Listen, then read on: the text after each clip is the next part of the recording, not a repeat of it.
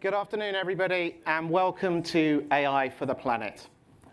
When I started out in sustainability over 2 decades ago, it became clear very quickly that to drive real change, sustainability had to move from the side of the organization to underpinning absolutely every part of the operation.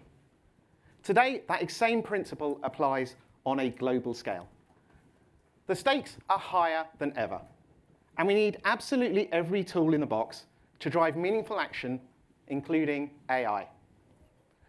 At Google, we're developing transformative tools to help solve immense challenges that benefit whole societies right now. But potential alone is not enough. True impact will only happen if technology is embedded, deployed, and scaled to drive real-world results. And that's what today's all about. So we have a tightly packed agenda. Right now, you're going to hear from a few Google leaders who will share how we're deploying AI for a healthy and resilient planet. Then, broadcaster Naomi Kerbel is going to lead a discussion with 2 senior Google executives, Gomes and Yossi Matias. Ben and Yossi spearhead many of Google's most ambitious initiatives in this space. And their conversation actually will extend beyond sustainability to explore how Google's wider efforts on harnessing AI for sustainable and for societal impact. This will be immediately followed by some predictive forecasting demos from Googlers and some external partners, and a huge thanks to all of our partners who are joining us to speak on stage today. You'll be pleased to know there'll be a short break, and after that, Denise from our cloud sustainability team will share our learnings on how you can build and deploy AI more sustainably, and she'll also lead a discussion with some partners who are going to share their journey on deploying AI for sustainability. Finally, we're going to round off the formal agenda with some more demos from Google colleagues and partners on AI for mapping and monitoring. But the event doesn't end there. We'd love for you to stay around, have a drink and a bite to eat, network with some fellow guests, and we'll also have some more demo stations outside where you can interact more deeply with some of our solutions. Now with that, please join me in welcoming Google's Chief Sustainability Officer, Kate Brandt.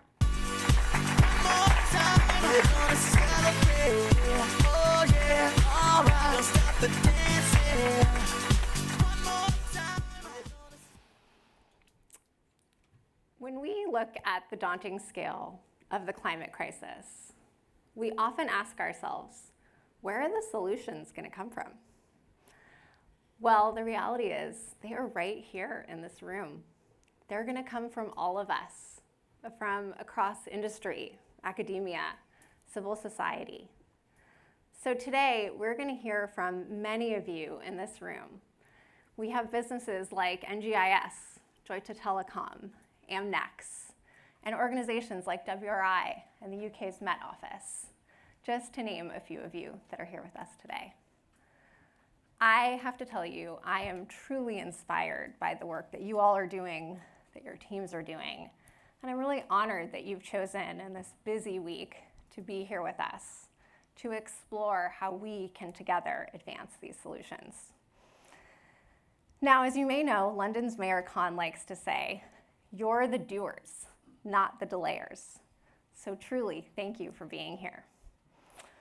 Now, I've been here at Google for 11 years, leading our sustainability work. And what I will tell you is the questions that we're asking ourselves, I don't think they've ever felt more urgent. And at the same time, I also think the answers have never felt more within reach. So first, let's be honest about where we are right now. We're all experiencing unprecedented weather events. They're becoming our new normal. Almost everyone on Earth is experiencing climate volatility. I mean, who in this room has experienced an extreme weather event in their lives? Raise your hand. Yeah, I know I have. We've had wildfires right by my house. And I mean, look at what we're all experiencing right now in London. I know last month you all broke a century-old springtime heat record that went back to 1922. And then look what we're experiencing right here today. Think about how hot it was when you walked over here. And now, meanwhile, as this climate crisis is very obviously accelerating, we're also seeing these tremendous leaps forward in the ability of computational tools to solve really complex challenges. And I will tell you, I get to speak with business leaders and climate leaders every day, And there's a lot of growing excitement about the role that AI can play as a major solution and an accelerant. But also, look, we all are reading the same headlines. We're seeing concern about energy and water use from AI. And I mean, how many people are coming here today with some of those concerns? Raise your hand. Yeah, that's fair. And what I will tell you is I take this incredibly seriously. And just a little bit about me and where I come from and why I care so much about this work. I grew up in a little town in California called Muir Beach. Maybe you've heard of Muir Woods. And I got to spend my childhood going to the beach and exploring tide pools and looking up at these magnificent redwood trees with so much wisdom. And what this did for me is it meant at an early age, I felt really clear that preserving these special places is absolutely essential. And now I get to raise my beautiful daughter, Max Joy, amongst these same redwood trees. And so I will tell you, this work, as I know it is for all of you, is really, really deeply personal for me. And at Google, we believe that technological progress does not have to come at the expense of climate ambition or the communities that we call home. Now, what I also know is that progress is not going to be a straight line, but we're going to keep scaling abundant, clean, and affordable power while we develop technological innovations that are going to drive down our emissions, but also make progress across the entire industry. So just to share a few data points, last year alone, we procured 12 gigawatts of net new clean energy. That is roughly enough to power a country like Greece. Now we're also advancing the next generation of clean energy solutions.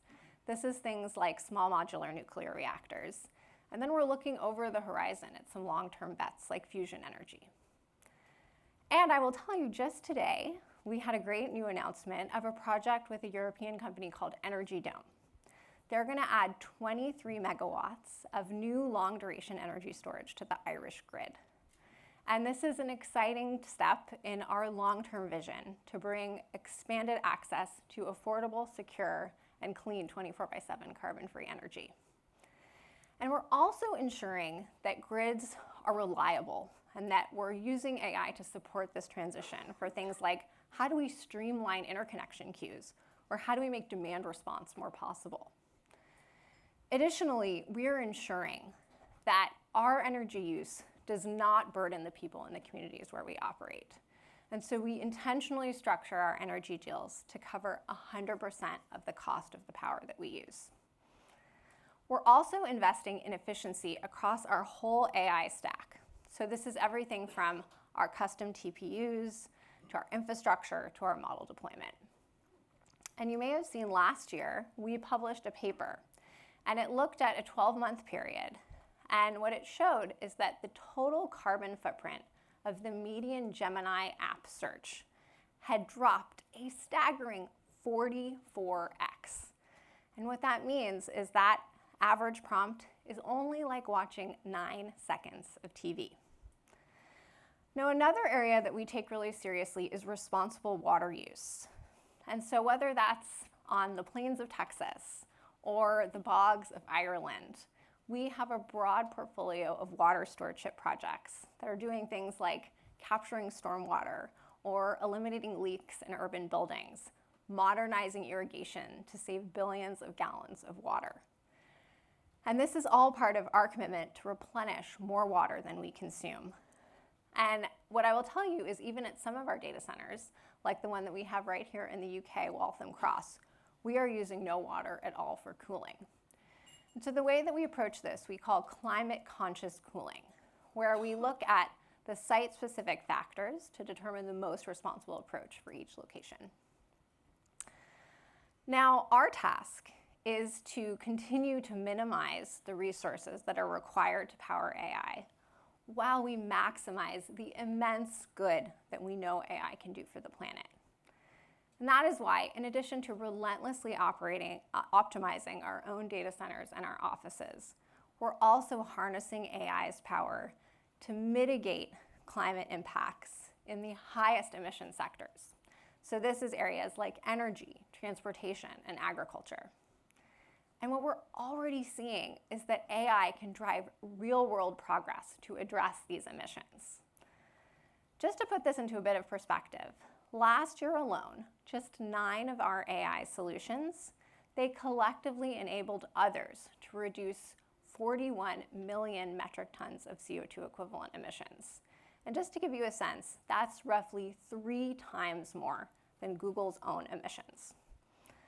So this is what we are here to talk about today. How can all of us, everyone in this room, and of course far beyond these walls, work together to advance these powerful planetary solutions?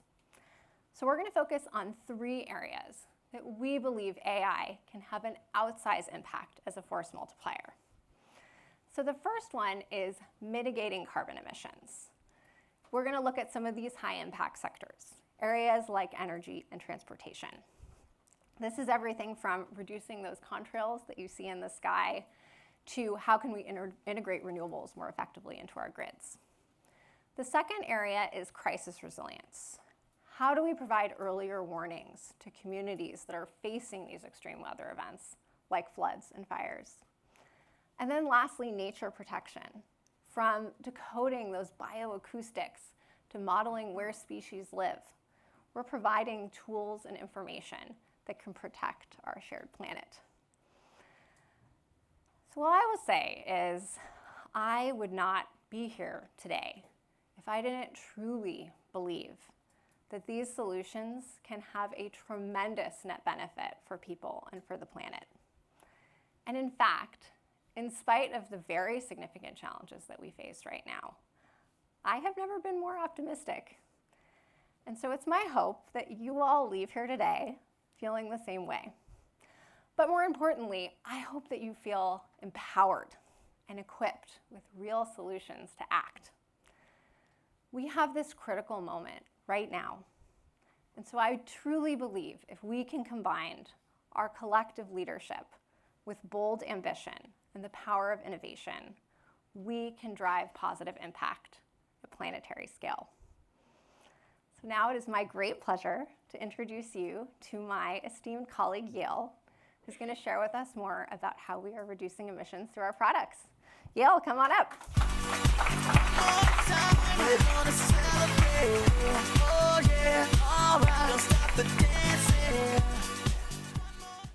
Thanks, Kate.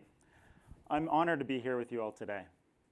When it comes to mitigation, we've been focused on 2 areas for years now: transportation and energy. So let's talk about transportation first.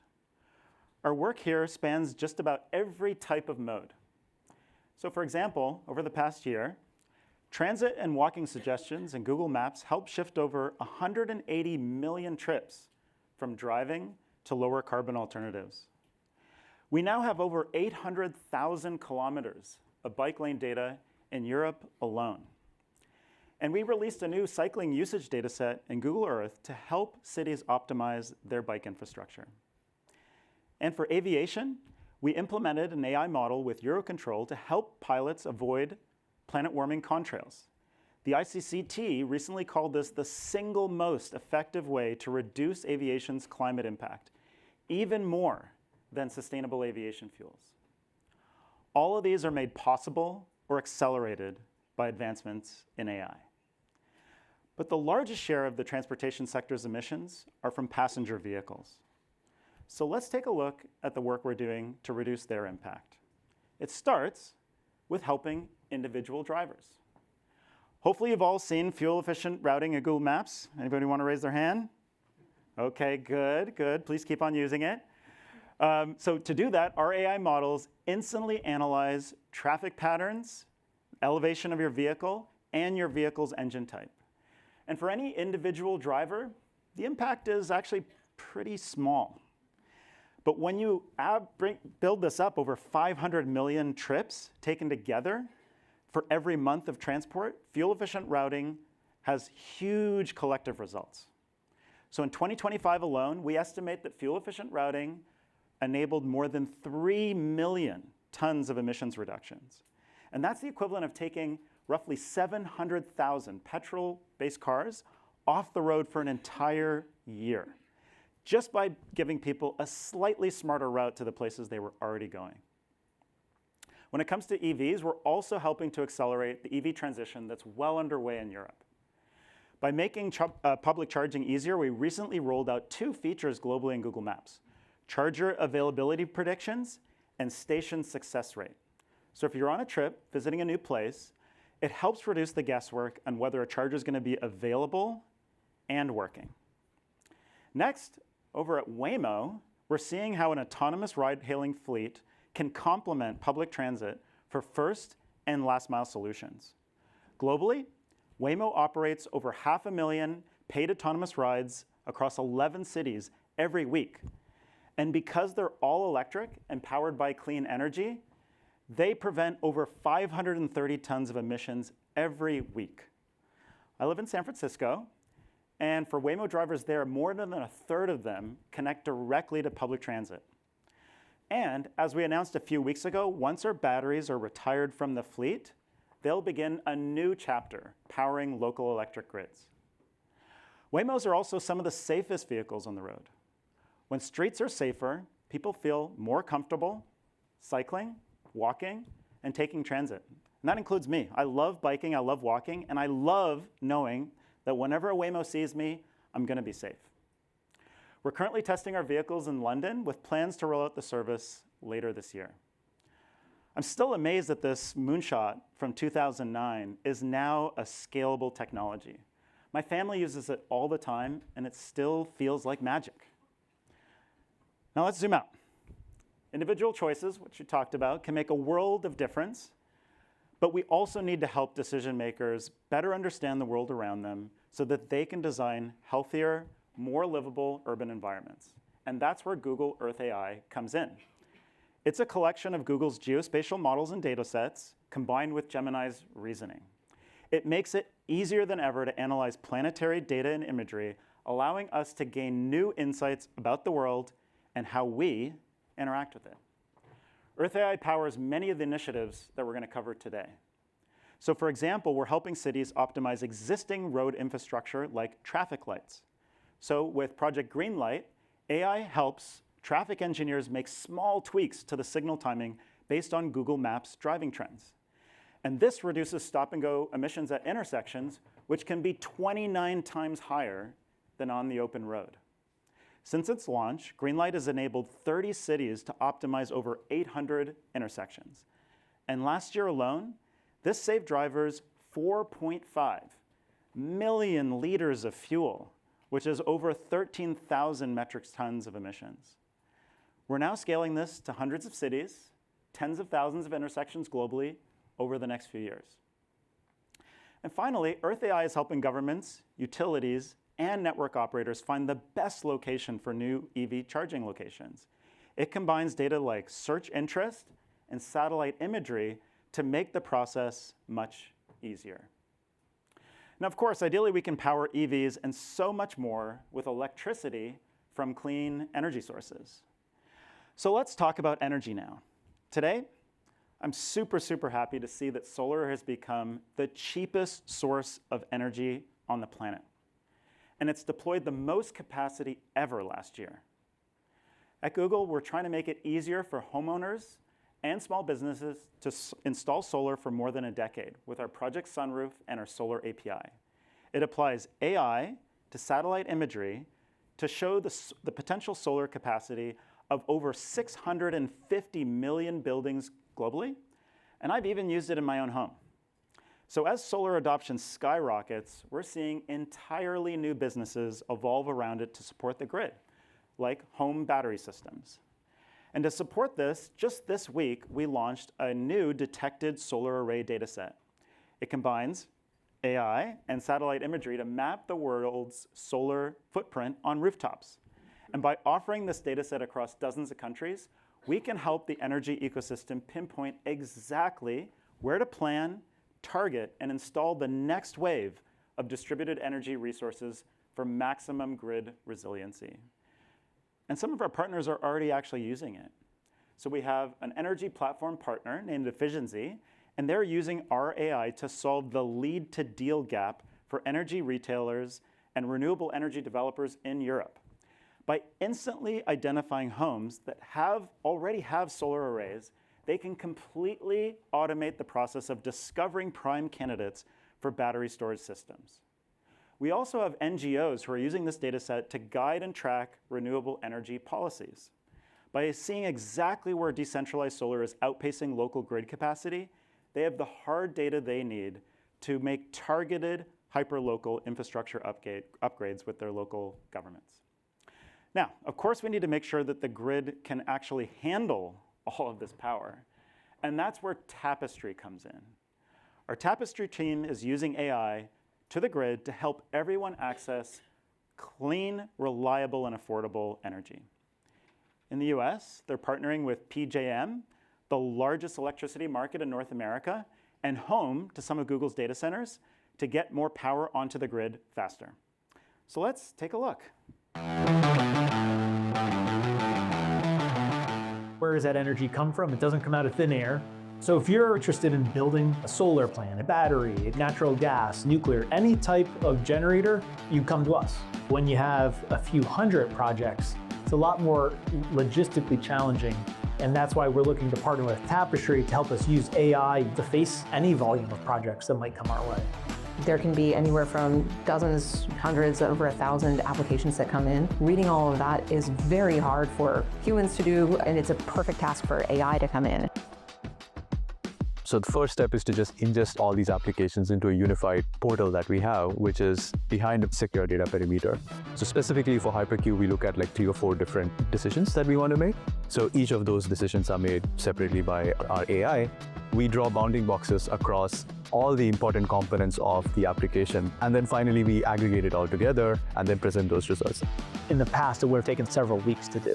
Now with HyperQ, we're able to put them in, run it through the model, and have the result when we come to the office the next morning. The more megawatts we're going to get on the system, the lower the cost of electricity will be for all of the consumers in PJM.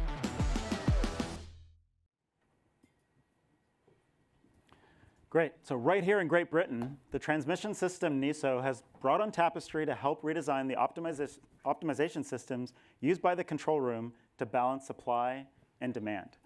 By utilizing the best of grid physics, interactivity, and agent support powered by AI, the design aims to deliver more cost-effective, efficient, and cleaner energy.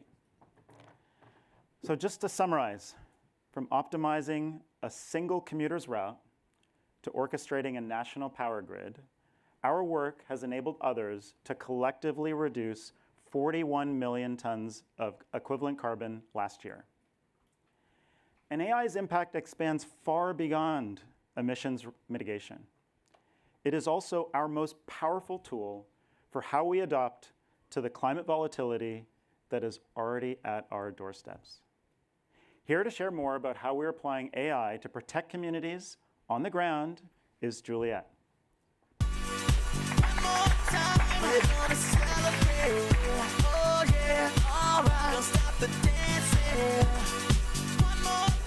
Thank you, Yael. I've spent the last 22 years working on climate and sustainability.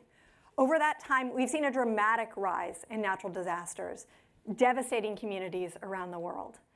According to the UN, roughly 124 million people are impacted by a natural disaster each and every year. And that number is rising rapidly. Over the past 10 years, it's increased by a staggering 75%. And the evidence on the ground is clear. Early warnings protect lives and property. That's why our North Star for crisis resilience is simple.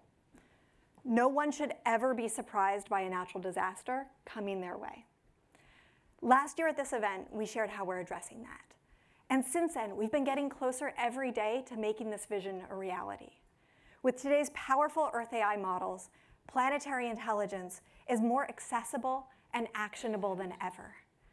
And we've partnered with alert distributors in over 90 countries to amplify official emergency alerts and public warnings. What this all means is that last year, on average, we helped connect people with crisis information over 10 million times per day. By the way, this is one of my favorite stats of this whole presentation because it's proof that we're moving towards resilience at scale. Today, I'm going to focus on how we protect lives and livelihoods in cases of cyclones, floods, and wildfires. When a natural disaster approaches, the question on the ground is always the same. 2 parts. How bad is it going to be, and how much time do we have to prepare? Historically, getting accurate answers to these questions was really hard. Traditional physics models are slow, scattered, and require expensive physical infrastructure. We wanted to address that. So last year, our teams at Google DeepMind and Google Research introduced WeatherNext 2, our state-of-the-art AI weather forecasting model. Now, instead of waiting hours for a single update, we can generate highly detailed forecasts of the entire globe in minutes. Because of the speed, we can ask the model to predict hundreds or even up to 1,000 possible weather scenarios. This means that the model is far better at catching those low probability, but potentially catastrophic weather events before they happen. During the intense 2025 hurricane season, WeatherNext consistently emerged as the best model available. Let me show you how we were able to help people in Jamaica prepare for the first ever Category 5 hurricane to make landfall on the islands since records began. Tropical storms and hurricanes can change very quickly, which makes them more challenging to predict than other types of weather systems. At Google, we developed WeatherNext, a global weather forecasting AI model that is also able to predict where hurricanes are going to go and how strong they're going to become. In 2025, forecasters faced 2 scenarios for Hurricane Melissa: a weak storm over Haiti or a Category 5 hurricane striking Jamaica. 3 days early, WeatherNext predicted Melissa's intensification and Jamaican landfall with greater accuracy than previous models. Because of that early warning, we were able to give that advance notice to the public to say move from certain areas. That reduction in harm saved their lives, and it saves the livelihoods that they want to secure. WeatherNext was a really valuable tool in helping us make these more accurate and aggressive forecasts for Melissa. And I think going forward, WeatherNext and other AI models will become part of our routine forecast toolkit here at the Hurricane Center. Now, we're already bringing WeatherNext precipitation and temperature forecasts into Google Search, Maps, and Gemini. And the WeatherNext model is available globally for broader access to vital weather data.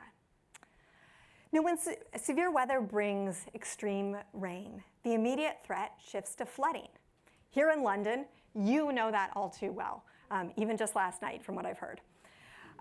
Our Flood Hub platform uses AI to accurately forecast river forecasts up to 7 days in advance. Last year at this event, we shared that our forecasts covered areas where 700 million people live.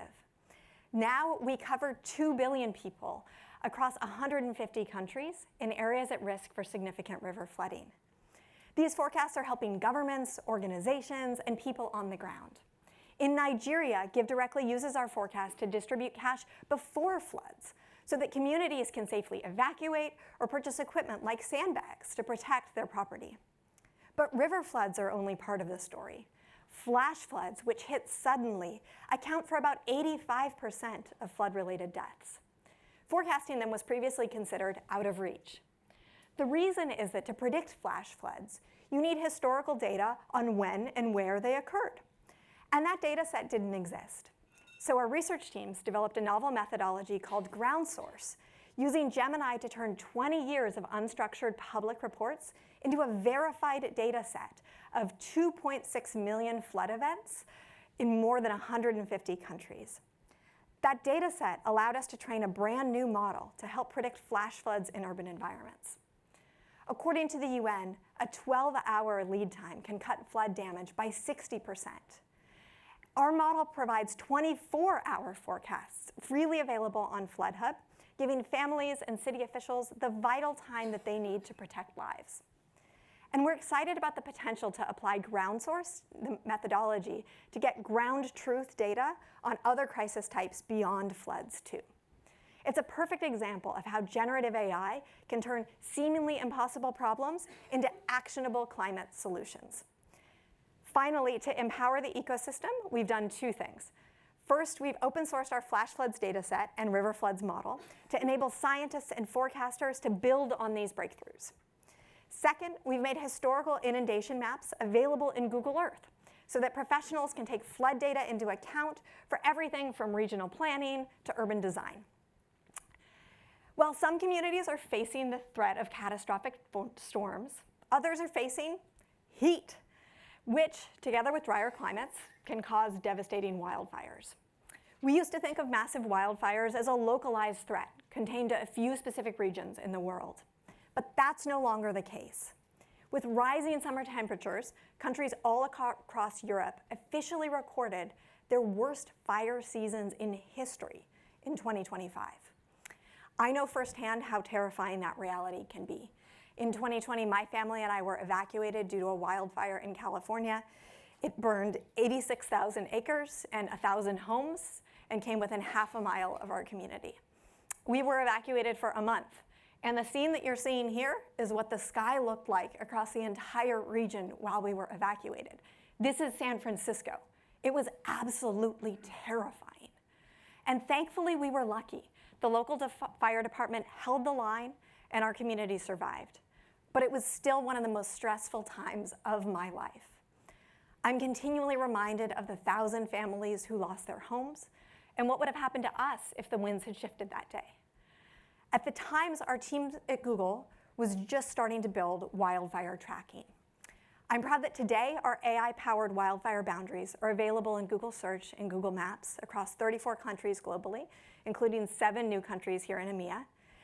And as I know all too well, boundaries are only as good as the satellite data that they're based on. In my case, my family knew that if the fire crossed the highway, our community would burn. But the satellites that could see that level of detail only updated twice a day. Even more mind-boggling to me was that that was the best information that fire authorities had available to them as well. When firefighters are protecting our homes and our communities, the greatest gift that we can give them is time. That's where Fireside comes in. It's a constellation of satellites built by Muon Space and led by the nonprofit Earth Fire Alliance.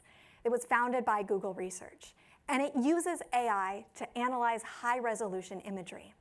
When fully operational, it will be able to spot a fire as small as a classroom, 5 meters by 5 meters, far, far smaller than this room that we're in here today, with updates every 20 minutes everywhere on Earth. Last year, we launched the first satellite and began testing this technology. And I can tell you it was one of the most meaningful moments of my career to be able to stand there with my family at the satellite launch. You can see us here. I'm in the pointy hat. And this summer, we're launching 3 additional satellites, which is a major step towards our goal of over 50 satellites to enable near real-time detection around the world. Whether it's giving a community more advance notice before a flood or a cyclone hits, or mapping a wildfire's footprint in near real time, we're finding new ways to use AI to build a safer, more resilient planet. Just as climate change is forcing our communities to prepare and adapt, as we all are, it's also straining the ecosystems that all life on Earth depend on. Here to show you how we're using AI to map, monitor, and protect nature is Raia.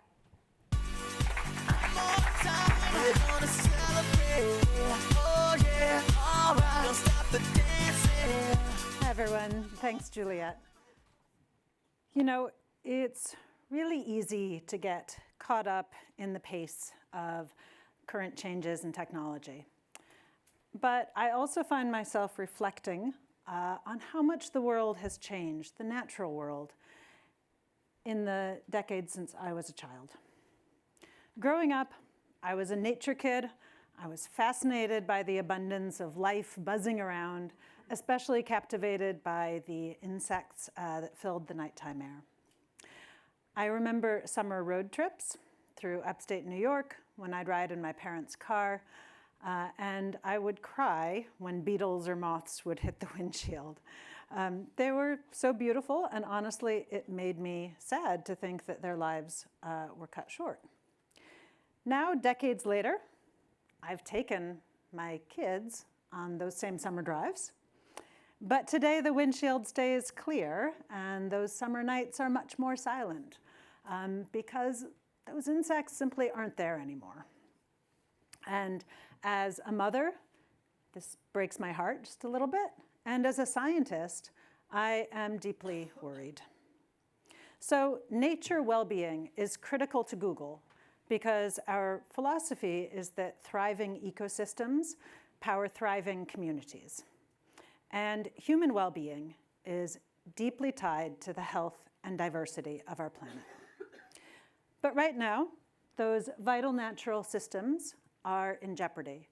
According to the IUCN Red List, which is our most rigorous ledger of life on Earth, nearly 28% of all assessed species are currently threatened with extinction. That's why Google is building advanced AI models to support the historic Global 30 by 30 initiative, which is the worldwide mission to protect and conserve 30% of our planet's lands and oceans by the year 2030. Put simply, we want to help nature and people flourish together. So how do we get there?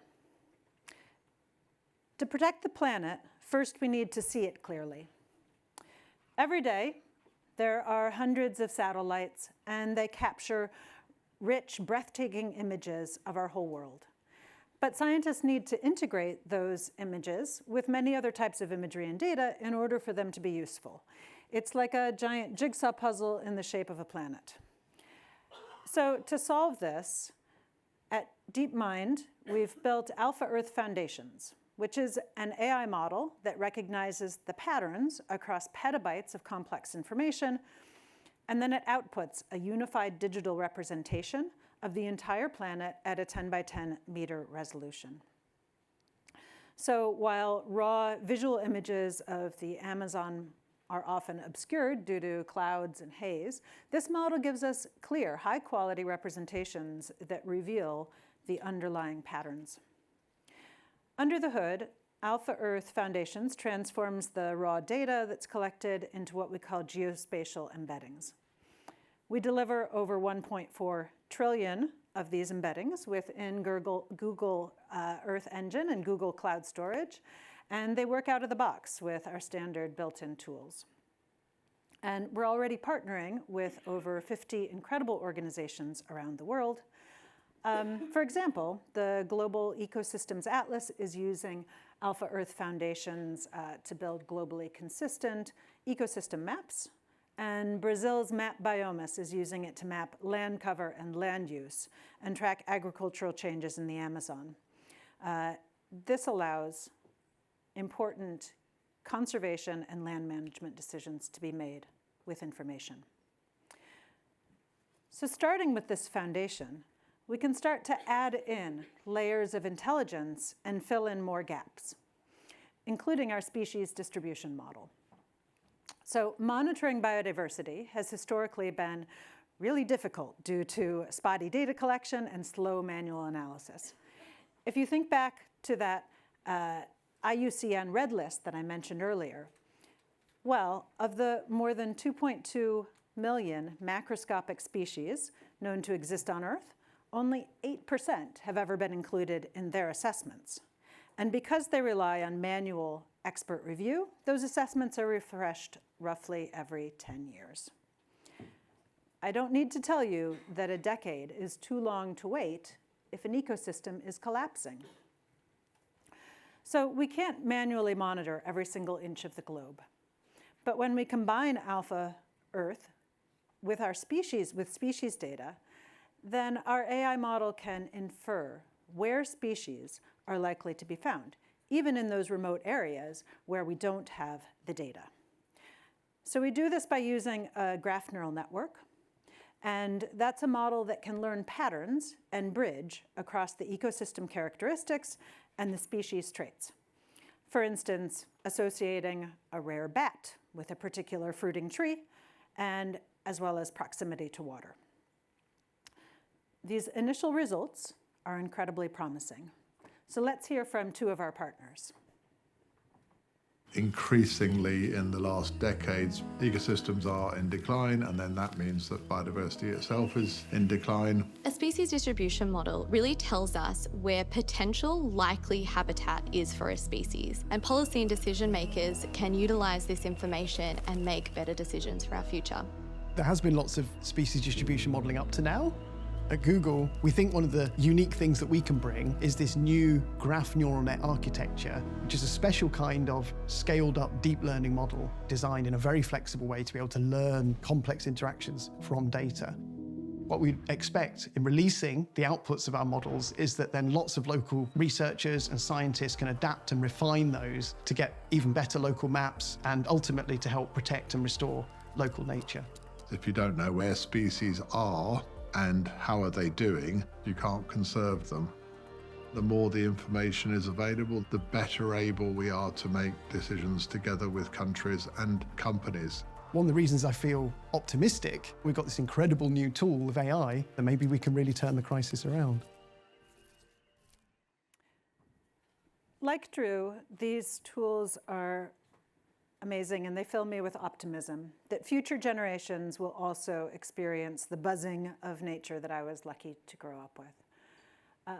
But to build a truly complete picture of an ecosystem, you have to look beyond what humans can see and what satellites can see, and you need to listen to the health of the Earth. So scientists have long used sensors like acoustic microphones to capture millions of hours of environmental sound. But sorting through that data, again, manual process, can take years. So my team at Google DeepMind developed Perch. Perch is an AI model that can decode bioacoustics and understand habitats faster. Perch can detect, isolate, and cluster acoustic patterns that it has never heard before. And so researchers can drop it into an unmapped ecosystem and immediately start to understand what is there, understand those habitats. Perch was trained almost entirely on the vocalizations of birds and land mammals, so we wanted to see what would happen if we took it and applied it to the ocean. Coral reefs are they're beautiful, they're also full of mysterious noises, and Perch was able to map these marine ecosystems surprisingly well. The real game changer is what it can do with unknown fish sounds. Yes, fish make a lot of sounds under the water. And researchers used Perch to track the progress of coral reefs that were restored. It helped us discover that there was a specific unknown fish making a rattle sound that was actually a key indicator of a healthy reef. I think we have the sound. There it is. It's a fish. Fortunately, many of those recovering reefs were absolutely full of that rattling fish. The tool is already having a significant impact. Using Perch, researchers at the University of Hawaii were able to sift through data 50 times faster than a traditional manual analysis. And meanwhile, the Australian Acoustic Observatory successfully used Perch to track down an entirely unknown population of the endangered plains wanderer bird. Since its launch, Perch has been downloaded over 500,000 times, and we recently released our most advanced model yet, Perch 2.0, which was trained on many, many more species. This is opening up even more potential for us to understand ecosystems through listening. And these tools are not just for scientists. You'll hear later how we're using some of them to identify and protect wildlife throughout Google's supply chain. Whether it's piecing together global satellite data with Alpha Earth, predicting wildlife habitats with our species distribution model, or listening to the hidden sounds of a coral reef with Perch, AI is helping us better understand and protect our shared home. Back over to you, Adam. Thank you.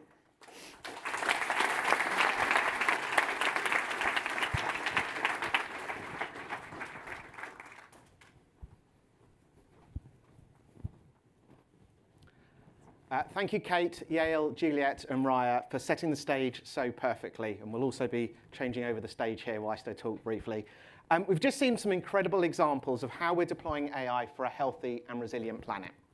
But there's so much depth to what you've just seen, and the good news is you'll get a chance to explore some of this in more detail during the product demonstrations we'll have on the agenda today. But the true potential of these foundational technologies stretches even further. the capabilities that we're deploying for the environment are opening up much wider opportunity in era of discovery and societal impact. And so to explore that and what the next frontier looks like, please welcome to the stage our moderator, Naomi Kerbel.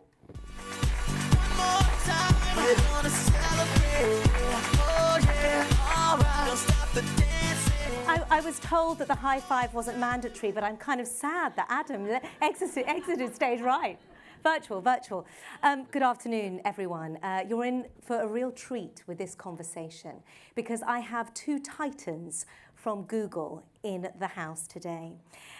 We've already heard about the amazing things that are happening already in terms of transportation and energy from Yael, and Waymo, which I'm seeing often on the streets of London now, and from Juliet around climate resilience, hurricane prediction, floods and heat, and also around nature.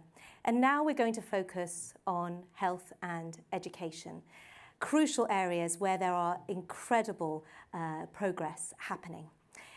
So let me tell you a little bit about Ben and Yossi, who you're about to meet. Ben is one of Google's first principal engineers. He worked for 20 years on search and ended up leading the search organization. And now he's chief technologist, learning and sustainability here at Google. And Yossi, also 20 years, 2 decades at Google. He founded AI for Social Good, Crisis Response, and Arts and Culture. And for those of you who haven't discovered Blob Opera, we were discussing this at the back, a fantastic piece of arts and culture that we have enjoyed in my family often. Yossi is now VP and General Manager for Google Research and Crisis Resilience Team. And one of the things that I want you to think about are the conversations that are sparked today, because this is the key thing around the implementation gap. What we're trying to do in this room is create those moments that lead to conversations outside the room that then result in collective collaboration. So may I welcome to the stage Ben and Yossi. Thank you.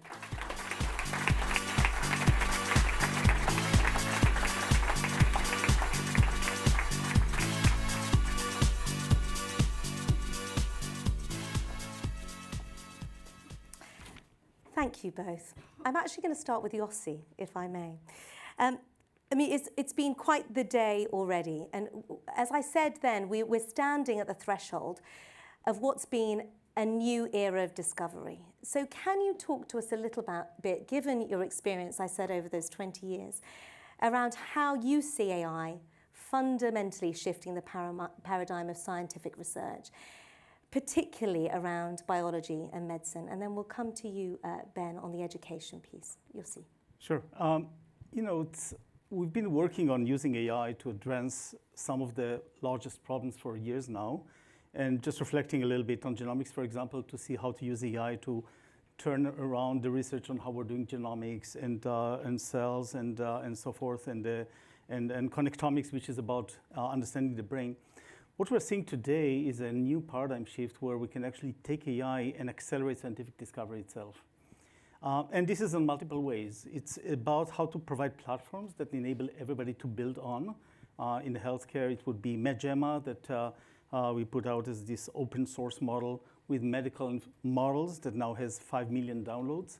Or if it's on planetary intelligence, we heard about Earth AI that enables others to actually build on that. But perhaps the most significant is how we can use AI to accelerate the process of research itself. So just to give a couple examples, we put out together a multi-agent system called AI Co-Scientist that actually can help out with literature search, essentially read in minutes or hours the entire literature that would take weeks, months, or forever for a researcher to read, and importantly also to generate hypotheses. And early work with partners was already quite encouraging. For example, our partners in Imperial College here in London on some infectious bacteria, they could actually get with AI Co-Scientist hypotheses they developed on their own and not publishing for years in just 3 days, and also get another hypothesis. And similarly, our partners in Stanford on liver fibrosis, getting new hypotheses. So the idea that you can actually have a system that is helping researchers to help out with literature search and hypothesis generation, And another aspect of the scientific research is about how to build models, which is becoming one of the most tedious work. Actually, you know what you want to solve, so now you need to do all the data science, something that can take days or weeks or months. And now with a system called empirical research assistance, it actually can do computational discovery and do that in just hours sometimes. And by the way, both co-scientists and empirical research assistants were published in Nature just a few weeks ago. And again, there are all these other aspects of the scientific process. And by the way, scientific method is more important than ever. So think about a future where actually researchers can actually use these systems to accelerate, to ask bigger questions, to have bigger, more power, to empowering them to actually look into solving problems in any aspects of the world, because these are across all disciplines. Some of the examples that we have are in medicine, but it's really quite broad. Talk to me about those examples in medicine. I know that there are some around mammography in particular. So what we already see also, healthcare, by the way, is now a discipline where the adoption of AI is twice faster than the rest of the industry, at least in the US, which is quite encouraging. But this notion of using AI is not entirely new. For example, a paper from a decade ago on a condition called diabetic retinopathy, we already put it out in the field, and in India and Thailand, there were already million screenings that help prevent people from blindness. Or in a collaboration with NHS here in the UK, looking into how to take research on mammography. An important aspect of using AI and amplify its impact is really to look into how does it actually fit into the workflow. So we looked into the question, what if AI is used as a second reader in mammography? And again, in research that we published in Nature some time ago, we showed that with AI can help actually identify 25% of the misses and bring back 40% time to the radiologist. This is still research, but it's quite encouraging about AI can actually help fill gap, amplify, empower, and I think that we're really early on the potential here, and then there are great opportunities ahead. Yossi, thank you. Ben, Yossi mentioned there bringing back the time. And I think that we're seeing that revolution in the labs, but that discovery isn't just for scientists. Talk to me a little bit about how it's bringing back the time in education. Yeah, I think the application of AI to education is really interesting because the need for it was seen a long time ago. In the 80s, there was a paper written by Bloom that showed that if you had personalized tutoring, you could improve outcomes by 2 sigmas. And this was the dream for a long while of what you could do with technology. But until there was AI, there was no way to sort of realize how that could be possible. So when large language models came about, the research teams at Google said, what does it mean for AI to be a great tutor? So they fine-tuned a model called LearnLM to actually bring in those really great aspects of tutoring into the model. So this is the foundation of it. And they built that into Gemini. So that was the first step, making it better for learning. Then you can begin to apply it to both students and teachers. And in the context of teachers, there's a lot of ways in which they can save time. So we've done a study in Ireland which showed that teachers using AI can save about 10 hours a week. And for many teachers, I don't know if you all know teachers, there's many teachers in my family, including my mother, and teachers spend nights and weekends working on the work they have to do for school. All the admin. All the admin. And there's a projected shortage of 44 million teachers by 2030. And if you think about it, that's massive. And it's not because people are not entering the profession. It's because they burn out. And so as we did the study in Ireland, we had anecdotal reports of people even there with the increased time they were getting saying things like, I have time for my own family. But they also spend more time with the students because now they're actually freed up to do the thing that they thought they were going to be doing as teachers, which is inspiring students. And so they can come back to that very human part of teaching, which only a teacher can do, that inspiring of the student to actually want to learn. And on the flip side, for students, we have done, we built something called guided learning, which actually embodies all these concepts of managing cognitive load and actually encouraging curiosity and so on. We built it into Gemini. And we recently did a study in Sierra Leone with 1,800 students that showed that in 2 months, we could get about a year and a half, about 0.26 standard deviations of improvement in math by using guided learning. And so you're beginning to see the impact of this on the learning side, and then applying it to teachers and how they can save time, and then to the students to see their improvement. And finally, you also begin to see this personalized tutoring that was the original dream. So in Italy, we did a study with the school system there where we worked with teachers to set up personalized plans for each of the students using AI. And they built those plans initially, and the end result of that is that the students were completing the lesson plans that they were needed at 80 to 99% of every class, which is far higher than they had seen before because they were personalized to every student. So you're beginning to see the impact of this. There are lots of challenges as well, but applied together with the ecosystem, we are the technologists, but working with teachers and the ecosystem, you can begin to see how this can begin to transform long-standing problems in education. You mentioned there, touched on the challenges, and of course, one of the elephants in the room is the challenge and the understandable anxiety caused by AI around job displacement, automation, and that widening digital divide. And it's obviously not confined to educators. Students entering the labour market are experiencing that and feeling it in a very real way. How do you respond to those concerns? I very much feel that those are real concerns, and there are definitely issues to be addressed. And I think it's quite complex. And I think when I think about in the context of education, teachers are actually, there's a shortage of teachers, and teachers are even more important than they ever were because they're the ones who inspire the student. Nobody ever said, I was turned on by reading a book.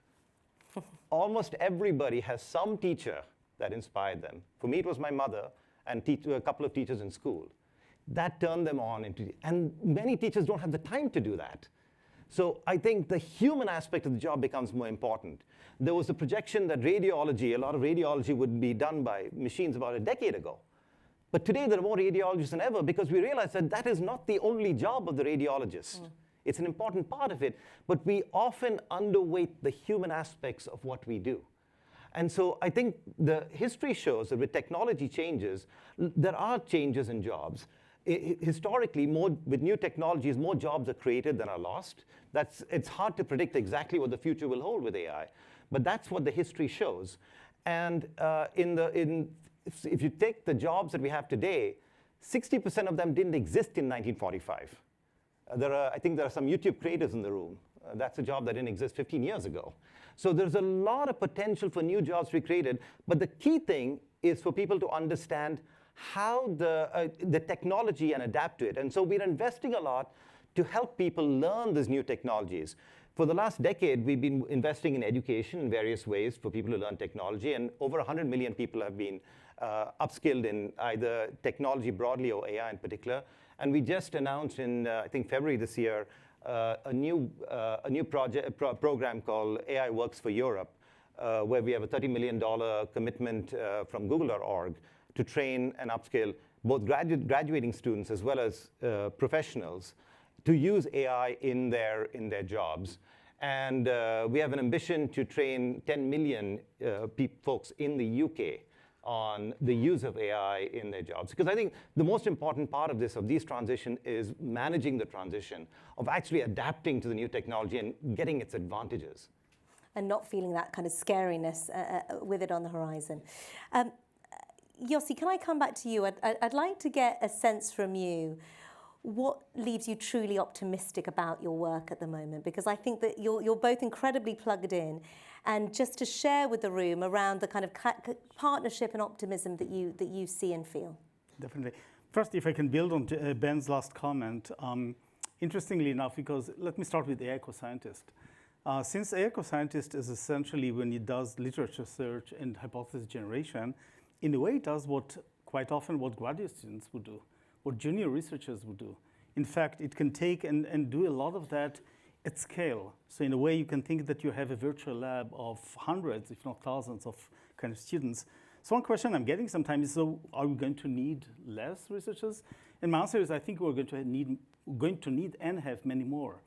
Because here's the point. The point is that now, in the future, every researcher, every grad student is going to have their own virtual lab that they can actually have and employ, if you will, and ask bigger questions, make bigger progress. if you think about it, today, who has a big lab? You need to be an established researcher, or in other fields, Edison had an amazing invention factory. Leonardo had his apprentices. Look into a world where every person is having their own virtual lab, their own invention factory, their own apprentices, which enable them to ask bigger questions, move forward faster. And there's another twist to that, this collaborator, and that's, by the way, when I was speaking with our partners in Ecoscientist, I asked them, so how was the experience working? So it's like working with an amazing collaborator. The collaborator is a polymath, because it doesn't only read literature and produces hypothesis in your field, it actually does it across all fields. So essentially, it's like having a polymath in your pocket. That's very empowering. And we're not close to actually answering all the questions that we need to answer in healthcare, in science, of course, in material design, in energy, and so forth. So the opportunity is actually to do more of that. So when I think about the acceleration that we see, the empowerment that we have, I mentioned earlier MedGemma. MedGemma has 5 million downloads. It has thousands of applications. Some governments are using it. In India, it's used as a model for dermatology and for outpatient processes. But sometimes actually it's this single story that actually gives you this extra motivation. Recently, I heard about a healthcare worker in Uganda in a village that was actually facing a situation of a woman about to give birth. She didn't have any advice there. No internet connection, but there was actually an app on the phone which was built on MedGemma by a third party that they could use on the field, and actually this helped save the mother and the baby. And this is one of those cases out of many that probably we don't know of. So these stories are, and when I think about Earth AI, and I hear, and there's a paper in Nature about partners from Boston Children's Hospital, Harvard, and Mount Sinai about actually studying public health and its outbreaks and all sorts. So this empowerment, I think, is what makes me really optimistic that we can actually solve more problems. Generally, I think about these instances as AI as an amplifier of human ingenuity, as empowering the scientists, the healthcare workers, the teacher, everybody. But I should mention, this is not just a prediction, this is a design goal. We need to actually work towards that. We still need to find a way to make sure that every student is capable to ask bigger questions and act like what today we expect actually very senior scientists. We see that with software engineers, that we need to train them of how to actually employ, if you will, those virtual labs and so forth. So we have some work to do in order to go towards that goal, but I'm incredibly optimistic that with AI we can actually solve some of the biggest societal problems. Can I come back to you finally, Ben, if I may?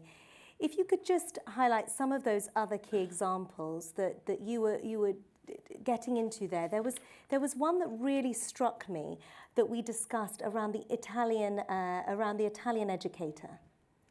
Yeah, so there's several of these stories. So one of the stories in Italy we did the study where we were doing personalized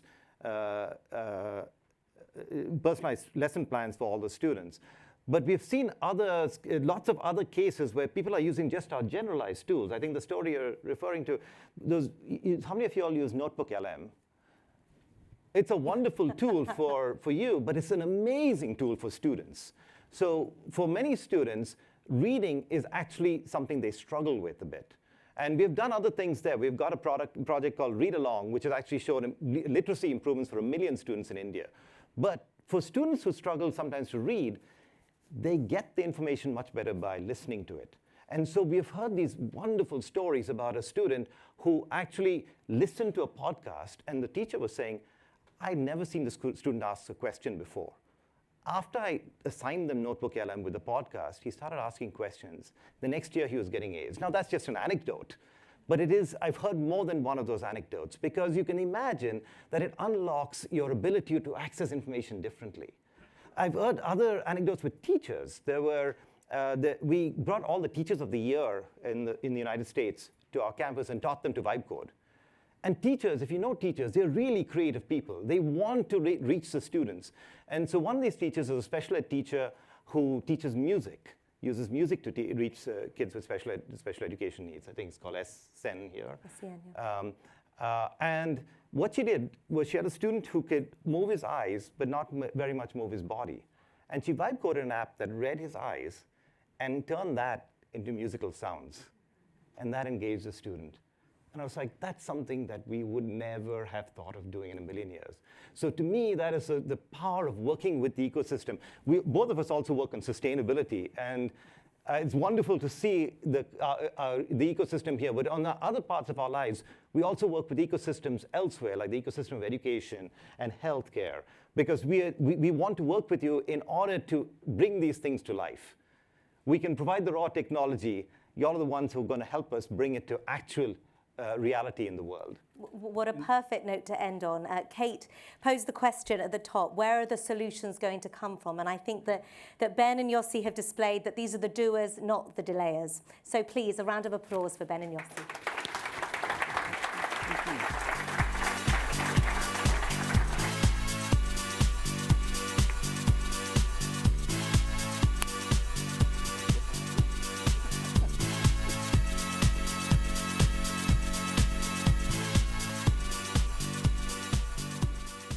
Thank you, Naomi, Yossi, and Ben, for a really excellent discussion. Now, we're going into our last session before you get a well-deserved cold drink outside. As promised earlier, we're going to bring back our focus to our planetary goals and shift from theory to application. So for our first demo block, we're going to explore how AI can help us anticipate and adapt to extreme weather, rising floodwaters, and the shifting demands of a renewable energy grid. To kick us off, as we look into the future, we've got my colleague from Google DeepMind, Ilan Price. I'm really pleased, despite having a very busy week, we also have from the Met Office, Caroline Bain. Thank you.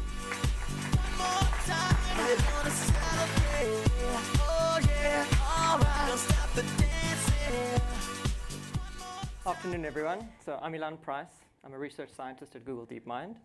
And I'm Caroline Bain. I'm from the UK Met Office, and I'm head of National Capability Weather Intelligence.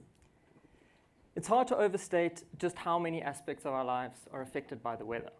It touches everything from the very personal, what you're going to wear, what you're doing this weekend, how you're going to get to work, to large-scale industries like aviation, shipping, agriculture, insurance. All of us, no matter who we are, no matter what industry we work in, we all want earlier and better information about what the weather is going to be. Now, for decades, the cornerstone of weather forecasting has been numerical weather prediction. So that's using supercomputers to simulate the atmosphere by solving complex physical equations. Now, that's still, broadly speaking, the case. But actually, over the last 4 to 5 years, the field of weather forecasting has evolved dramatically. So AI models have emerged, and they take a fundamentally different approach to predicting the weather. Instead of solving some pre-specified equations, instead, we learn the weather dynamics directly by looking at historical weather data. So at Google DeepMind, we've been steadily advancing this frontier over the past 5 years. And most recently, as I think you've heard, we've released WeatherNext 2. So this is a state-of-the-art global medium-range weather model that's more accurate than any prior global model before it. From the perspective of a national Met service, AI weather models represent a significant transition. The Met Office was founded in 1854 and was created the world's first numerical physical weather forecast in the 1920s. But physical models need supercomputers to run. And so real-time use wasn't possible until the 1970s, and we've used it non-stop ever since. The research coming out of Google DeepMind is very exciting for us. AI models offer new opportunities for weather forecasting in speed, skill, and cost to run. The Met Office has a fundamental duty of care to provide reliable information that helps you stay safe and thrive. We work on foundational science research, pulling this through to services for the UK government, industry, and our citizens at home and abroad. With the emergence of AI, our focus is not on completely replacing physics. Rather, it's about integrating AI models into our systems to complement and expand our existing capabilities and ultimately improve our weather forecast accuracy. Right, so as you heard from Juliet a little bit earlier, a perfect practical example of this is our work on tropical cyclones. So in close collaboration with the Met Office and with the US National Hurricane Center, and with Met offices all over the world, we tailored WeatherNext to specifically give us accurate and calibrated predictions of both the track and the intensity of tropical cyclones. Now, historically, there's been a real trade-off, actually. It's always been the big, large global models that give us the best estimate for the track of a storm, but they've always lacked the resolution to see the small-scale elements that determine the storm's intensity. So that meant that you could have a good track forecast or a good intensity forecast, but you'd never get them both from the same model. Now with WeatherNext 2, we've changed that. Now we get a new state-of-the-art track and state-of-the-art intensity prediction, and now from the same model. So we launched the model a year ago or so, and since then we've been making those forecasts available in real time, live, to National Met Services, so that they can use and evaluate those in their operations. And at the same time, we launched Weather Lab. So this is a public site. You can go look at it now if you'd like, deepmind.google.com/science/weatherlab. And you can go and you can see live forecasts from our model and a few other models as well. And you can also go back in time and look at what did our model predict for some historical storms. And so let's actually bring up a little demo and have a look at some of the forecasts that our model did make in real time last year.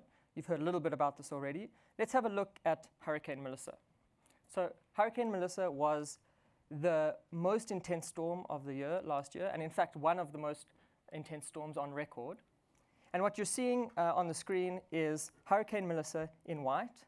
You can see the path it took and also the intensity of the storm indicated by the height of that bar. And you also see the forecasts that our model made. Each one of those little colored spaghetti tracks, those are one of the possible scenarios that our model forecast might happen. And you can see the average or the expected case in the colored bar there. Now, on top of being an incredibly intense storm, Hurricane Melissa exhibited a phenomenon known as rapid intensification. So what that means is it went from, in this case, a Category 1 storm all the way to a Category 5, a severe Category 5 storm in less than 2 days. Now, storms which rapidly intensify are particularly dangerous, primarily because it typically means less time, less advanced warning for governments and emergency services to prepare. Unfortunately, rapid intensification is also notoriously difficult to predict. But WeatherNext 2 performance on Melissa was actually really remarkable. A few key things stood out for us. Firstly, the model was more confident in turning the track towards Jamaica more than any of the other models, and it was also the first to confidently predict the rapid intensification to a Category 5 hurricane. Due to the nature of this storm hitting the heavily populated island of Jamaica, these elements proved highly impactful for more advanced warnings, as we've already seen. But we, of course, don't just look at the performance of one storm when evaluating the skill of a model. And I should say that our verification statistics that we've also calculated look really good on the WeatherNext model for other tropical storms. But case studies like Melissa are an excellent way for us to understand the true power that these models can have in the real world. During some tropical storm predictions, the ones that we've seen, we've observed that the Google WeatherNext model has given at least sort of 1 or 2 days advance notice over some of the other models. But now for government agencies or logistics firms, an additional 2-day warning window could facilitate more measured decision making, moving from reactive crisis management more towards kind of proactive mitigation. So this has been a really exciting bit of research for the Met Office to be involved in. We work in many international projects and support the UK Foreign and Commonwealth Development Office in real time with weather forecasts for global disaster response. We also support national meteorological services worldwide, especially in the global south. So the tropics and tropical cyclones are of real interest to us. Our research with Google DeepMind has been really hands-on. It's all been about pull through into action, partnership and benefit. The Met Office has both scientists and operational meteorologists working 24/7 in one organisation. We have an informal weekly forum to discuss tropical weather worldwide, and this was kind of a really great place for us to introduce this new model in a safe way, exposing it to our experts first and allowing our operational meteorologists to see the behaviour in real time. It soon became apparent that this was something really special. But for us, trust is essential. So we are rigorous in our evaluation and verification practices and extremely fussy about quality. The opportunity to introduce this model in a real-time through a kind of research environment has helped us to build the evidence base for full operational usage, whilst exposing these fantastic innovations to our first-line forecaster community. This ensures that we can capitalize on cutting-edge science responsibly. So this touches exactly on the question of operational implementation. And it's clear for us at Google DeepMind, we don't see our models as a replacement for the Met Office's expertise. We see this as a new, additional, hopefully very good tool in the meteorological toolkit. We will continue to be working with partners like the Met Office, partners around the world, to help them use our models to protect the communities that they serve. It's this process of steady integration. All weather providers are on a journey of change, and AI presents new opportunities. But the models are different to traditional physics models, and they do have different strengths and weaknesses. So using both together can be a really good complement. It's a really exciting time, and it's also exciting for us to have new model developers coming onto the scene. It's been great to see Google DeepMind get involved in this research area. I actually can't believe you've only been doing it for a few years.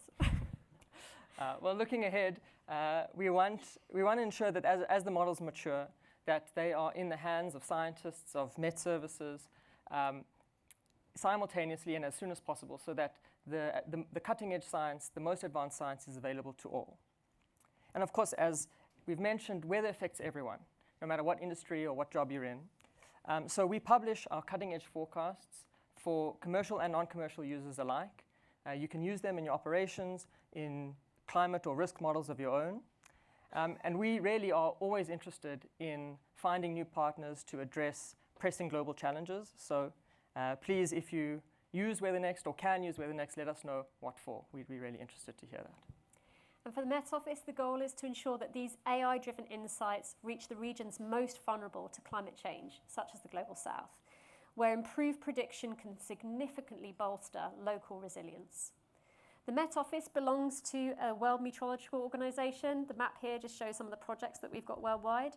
The WMO is a UN body that brings together the Met services worldwide, so we all work together, share knowledge, data, skills, observations, and we ensure that the sort of benefits that are from global weather modeling are shared worldwide. As part of our commitment, we provide real-time data, visualization, training, and guidance where needed, acting in unison with other global prediction centres and supporting lower-income countries who may be less able to support their own numerical weather prediction. So for the Met Office, the advances in AI prediction and the things that Google DeepMind are making are not just a benefit for our own country. We will aim to make sure that all nations benefit from improved weather forecasts, and that these advancements and our collaboration with Google DeepMind contribute to a safer, more sustainable, and more climate-ready global environment. Thanks, Caroline. All right, so as you can see, we are now able to see a little bit further and with a bit more accuracy into the future when it comes to weather patterns. But it turns out that predicting the weather is only half the battle. So I'm going to hand over now to Elinor, my colleague, who's going to walk you through how we're using these models to bring more renewable energy online. Thank you.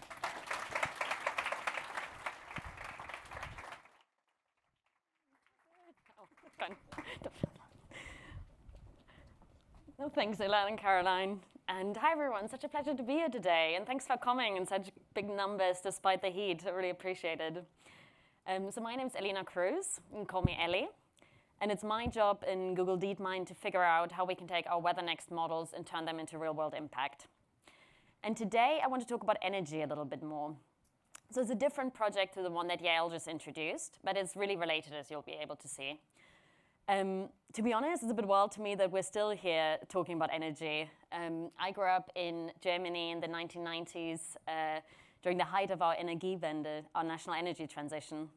So back then, it wasn't just a political debate, but basically the background noise to my entire childhood. And in 1990, Germany passed a historic law to connect green energy producers to the grid. It was a feed-in law, or as we call it in German, the Stromeinspeisungsgesetz. Catchy. I know. But this law was actually the first of its kind in the world, and it set out some pretty radical rules to jumpstart the green energy sector in Germany. And where are we today? So 30 years later, a bit more actually. But we're finally standing at a pretty historic tipping point. And it was just this April, for the first time ever, that wind and solar produced more power globally than gas. And the direction of travel is pretty clear. We estimate that within 5 years, clean energy will provide over half of the world's power. And we really desperately need that to happen. And if you've also been glued to the news lately, like I've been, you'll have seen that clean energy is not just about the climate, it's also about global stability. So what's keeping us from going 100% renewable right now? It comes down to predictability, the predictability of the weather. And this is what we want to help with Weather Next. So Weather Next is the same model that Ilan and Caroline just talked about that is also keeping communities safe from tropical cyclones. But Weather Next can also help us bring more renewable energy onto the grid. So why does weather forecasting matter so much in energy prediction? Well, sun and the wind are constantly changing, and power grids have to be exactly balanced in supply and demand, second by second. And because of this, green energy producers get hit with massive financial penalties if their forecasts are off. So to play it safe, power companies intentionally hold back, so they undercommit the green energy that they bring onto the grid. And they keep fossil fuel backups burning just in case. So taking that uncertainty out of the system is how we can unlock real value here, both for the climate and for the economy. And accurate weather forecasts are the key to doing that.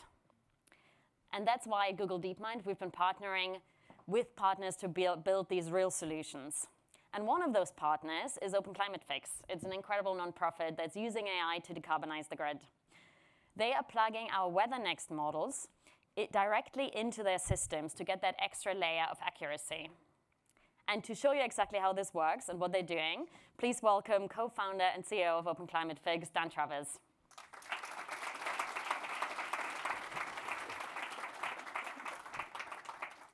All right, thanks Ellie, and hello everyone. So we founded Open Climate Fix to solve the exact problem Ellie just described, trying to take the unpredictability out of renewable energy. So we develop AI forecasting solutions to make solar, wind, and generation more predictable, more efficient, and ultimately cheaper. What we're doing at Open Climate Fix is really trying to bridge the gap between the industry and people like you in this room, and academics, right? And there's a big gap here. Industry usually doesn't have the time and the bandwidth because they're literally keeping the lights on all the time, and so they're very risk averse. So our first project was right here. In fact, you've heard the name already. It was National Energy System Operator. So I call it National Grid often, in the UK. And you've heard this name with the Tapestry project already just a second ago. The problem they had that we were helping them with is solar generation. Now, you might think solar generation is not the best form of energy in the climate of UK most of the time. However, for Climate Week, it's fantastic. But it is very challenging, right? So UK has got a maritime climate. We have clouds blowing across all the time. And a large bank of cloud coming across Norfolk can actually take out a gigawatt of generation, the equivalent of an entire nuclear power station, in an hour. Right? So for the grid operators, that's very difficult. This weather-dependent solar generation forces them to keep more fossil fuel backup running, wasting energy, wasting CO2, and cost. And these are significant costs. The cost of balancing the grid was $2 billion last year. And that's only going to rise as gas prices increase and so forth. So we tackled this challenge through building a model which takes weather forecasts, satellite imagery, and real-time observations of renewable generation, combines them together into our AI model, and outputs renewable generation figures for minutes, hours, and days into the future. And importantly for grid operators, we don't just predict the expected generation, we also predict the uncertainty around that, because it's these uncertain events that they're the most worried about. So let me show you this on the screen. If you look here, this is the user interface that they're seeing in the control room. And this is brighter yellow is where there's sun shining and more generation, and the darker pieces is where there's the clouds. And this is live in the control room right now, helping them make decisions to lower carbon. Such a badass word, control room. It is pretty cool, actually, yeah. So what's the impact? The annual impact, we're looking at a 50% reduction in forecasting errors for National Grid, or NESO, 100 megawatts of reserve savings, 300,000 tonnes of carbon emission savings, and £30 million per year of cost savings. So these are really significant amounts for them, and they're really making a difference for all of us and our bills. So that's where we started. But climate change, as we all know, is a global problem. And we want to be tackling the largest problems out there. So that's why we're looking at India. And I'd like to do a little shout out here to Nick Kane, who's from Patrick J. McGovern Foundation, who's been a really great supporter of our work in India and made this happen. But it's in India where we started working with Google DeepMind's WeatherNext models, as you've heard a couple of times already today. And these WeatherNext models are exciting because India is undergoing a huge challenge, one of the most ambitious transitions on the planet. Since 2000, over 500 million people, it's an unbelievably large number, have got access to electricity. For 2027, for next year, we're looking at 10 million rooftop solar installations as a target. And by 2030, they're looking at 500 gigawatts of renewable capacity being installed. That is 10x what the UK currently has in terms of capacity. Right, so these are really large numbers. What's doubly important is India has got a significant problem with air quality, causing, damaging the health to literally hundreds of millions of people. And the alternative to renewable generation in India is coal. At the moment, the electricity grid is dominated by coal. So the more renewables that we can get in there, the more impactful in a number of ways. So we've got the build out, but we've got a very big challenge in front of us for the grid operators, managing the huge amount of variable renewable energy, that 10x of the UK number. And the government is incredibly worried about the unpredictability, which, as Ali already mentioned, tends to disrupt the supply of energy to households because of the risk-averse nature and how their grid operators must operate. So what they're doing is they're implementing increasingly strict regulations on energy suppliers, and particularly on renewable generators, to forecast the generation they're going to have into the next day. And if they misforecast that, they need to pay increasingly strict financial penalties, which is endangering the financial viability of investing in renewable energy for India. So for the past 2 years, I've had the pleasure of engaging with Ellie and the wider Google DeepMind team on bringing the WeatherNext 2 state-of-the-art energy forecasts into our energy models to bring even more predictive accuracy to the energy grid, to the Indian grid. And WeatherNext 2 is providing these really accurate predictions and reducing the volatility that the grid operators are seeing. So let's have a look at what the control room users are seeing in Rajasthan. So this is the wind and solar. Blue is wind, yellow is solar. Rajasthan is one of the largest states in India by landmass, but it's also the largest renewable state. It's got a lot of desert, it's got a lot of solar, and a large amount of wind. And what they're seeing is this, also delivered as a data interface, and it allows the users in the control room to better schedule the electricity they're going to need to generate to supplement the renewables day ahead and intraday. And this is also potentially we've also got this with some independent power producers, which allows them to better manage their costs in those forecasting errors. So with that, I'd like to pass back to Ellie. Yeah, sure. I mean, thanks so much, Dan, and we're really excited about the results, actually.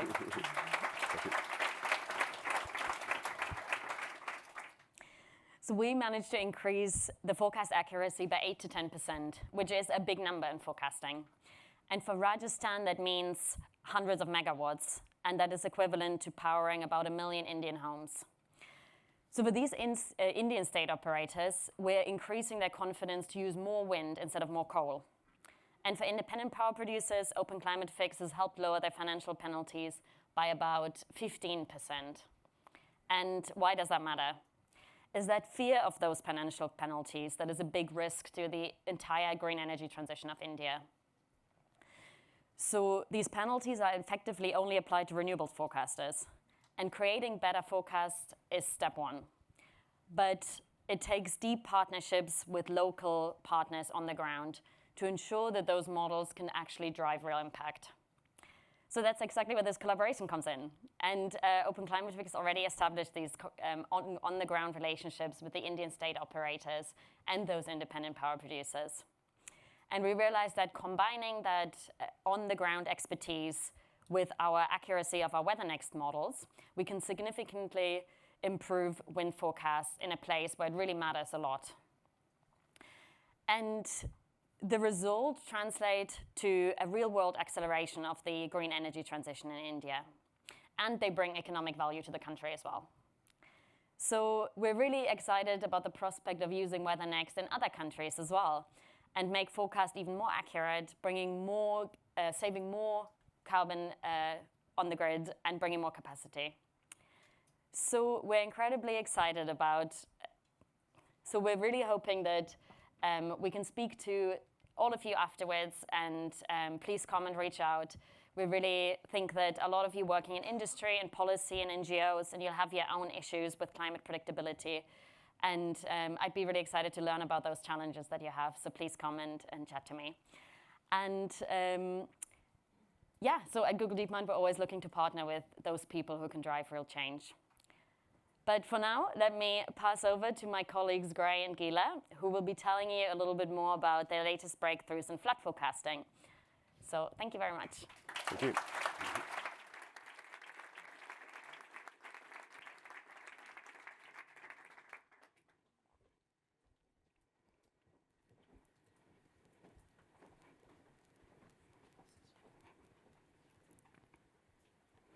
Thank you, Ellie and Dan. That was fascinating.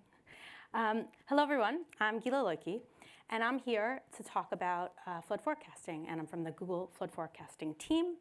And what I really want to talk about is how floods aren't just data points on a map.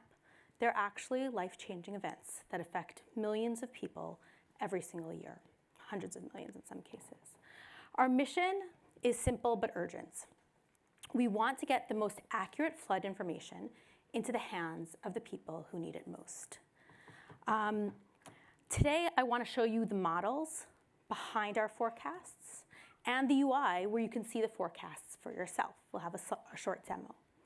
But we know that having great models is only a part of the effort. To really make a difference, what we need to do is work hand in hand with experts and partners. A little bit later, Gray will talk about our recent open source announcement, which is one way that we're opening up the technology so that the whole world can use it.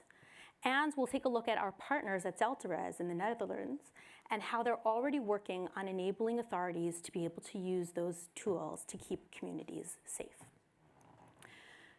Before we kind of dive into the demo, let's talk a little bit about how we can see a flood before it happens. We use different flood models in order to do forecasts because, as some of you may be aware, not all floods are the same. We look at river, or what we call riverine floods, which is when rivers rise and overflow. Flash floods, which tend to happen when you have a huge amount of rain in a short amount of time, and it overwhelms the land's ability to absorb the water. That is not necessarily happening near rivers. And coastal floods, which are driven by ocean and weather patterns out at sea. Today, I'm going to be talking primarily about river and flash flooding, and that's because our models for river and flash are live, while our model for coastal is still a work in progress. So maybe I'll be back here next year to talk about our coastal models, but for now, we'll stick to river and flash. So first, let's talk about the rivers. We have two models associated with river forecasting. One is our hydrological model, and you could think of this as our river flow predictor. We feed it everything from rain forecasts, temperature data, etc. And the model recognizes complex patterns that can tell us exactly how much water will be rushing through a river up to 7 days in advance. So if you think about that for a second, that's a full week of lead time for a community to prepare in times of crisis. And as you've heard earlier today, lead time, especially when these types of crises occur, is one of the most important things. However, just knowing that the river is rising doesn't help a family know if they're going to have water coming to their front door. And that's why we also created the inundation model. we take the river flow data and merge it with high-resolution satellite imagery and maps of the actual terrain. And this can help us predict where the water will actually spread as it overflows the river. That's the so what. That's the difference between a general warning and telling people that the risk is going to affect their home or their neighborhood. Now, while river floods may have some lead time, flash floods can be a totally different story. If you think about flash floods, kind of like a runaway train, fast, dangerous, and very powerful. They often occur in cities, and because of the nature of flash floods and not being confined to specific areas the way rivers are, there's very limited historical data about where and when flash floods have occurred in the past, and that keeps us from being able to train models, or has kept us from being able to train models in order to predict them effectively. Without that data, training an AI model to predict flash floods used to be almost impossible. And as Juliet mentioned earlier, to solve this, we created the ground source methodology, where we used Gemini, Google's AI, to read through millions of news reports from all over the world. Gemini turned those stories across hundreds of 150 countries, 80 languages, into a structured, massive, organized data set of flood events. Because of that data set, we were able to train a flash flood model and can now provide flash flood alerts in urban areas up to 24 hours in advance. Our ultimate goal is to get these alerts directly into the hands of authorities and local responders so they can act fast and save lives. It's important to understand that countries rely on expensive physical sensors or complex physical models to predict floods. And so there's an underlying question, which is kind of how can AI help? In recent reports, I think as recent as last year, from the WMO and UNDRR, showed that 40% of the world still don't have multi-hazard early warning systems in place. And I'm just going to pause for a second on that. With all due respect, the fact that 60% does is absolutely amazing, but the fact that 40% of the world is still not adequately covered with early warning systems is just such a massive gap. And this is exactly where our models can help. We're able to help fill the gaps because AI models are amazing at predicting events, even in places where we don't have sensors or historical data. So let me show you that in practice. We're going to take a quick look at Flood Hub, which is our flood forecasting system, where you could see both riverine and flash flood forecasts. Right now, we're looking at the zoomed out level of the world, and essentially it's just telling you where there are areas of flood risk around the world. But if I zoom in, and I'm gonna just zoom in on India, you can see that the risk levels actually separate into both river predictions and flash predictions. So let's kind of pick a spot on the map. These dots on the map that you might see from afar are actual gauges, like spots in the river. And for that particular spot, what we're predicting is what the stream flow, how much water is flowing through that spot on the river in the coming days. And so what you could see on the left-hand side is the river flow over time. And the other thing that I want to draw your attention to, these kind of larger blocks, not the dots themselves, but the larger areas of colored, in this case yellow, is an indicator of where there's a risk or a probability of flash floods occurring in the next 24 hours. One other thing that I want to draw your attention to, and I'll just turn off the river and flash for a second, is the darker blue kind of coverage around the river. These are our inundation maps in action. So what this shows you is where the river is flowing and then also where the water is expected to go beyond the boundaries of the river. And all of that is accessible to all of you. We'll share the QR code in a second so you could take a look, and really I encourage you to see what the predictions are for various areas. I am going to jump for a second to our coverage. And the reason it's important to jump to coverage is what I was talking about earlier with regard to how important AI models are. What you're looking at right now is, I mentioned gauges, so those are spots on the river where we have historical data in order to train the gauges. And You could see this is the coverage that we have of gauges that we've been able to get high confidence in those gauges because of sensors, satellite imagery, or like strong historical data that's been available from those regions. What our AI models have enabled us to do, and now I'm going to switch to a different view, is expand that coverage exponentially. So you go from thousands of river gauges where we have high confidence to hundreds of thousands, okay? And that is just a great example of how AI models can take things to a totally new level. And in the end of the day, what that means is that people are protected and hopefully more lives are saved. I would really encourage all of you to try Flood Hub for yourself. If you scan the QR code, it will take you directly to Flood Hub. We've built the models and put the models on the map. But now I'm going to invite Dr. Gray Nearing to show you how we're giving the keys to the entire world.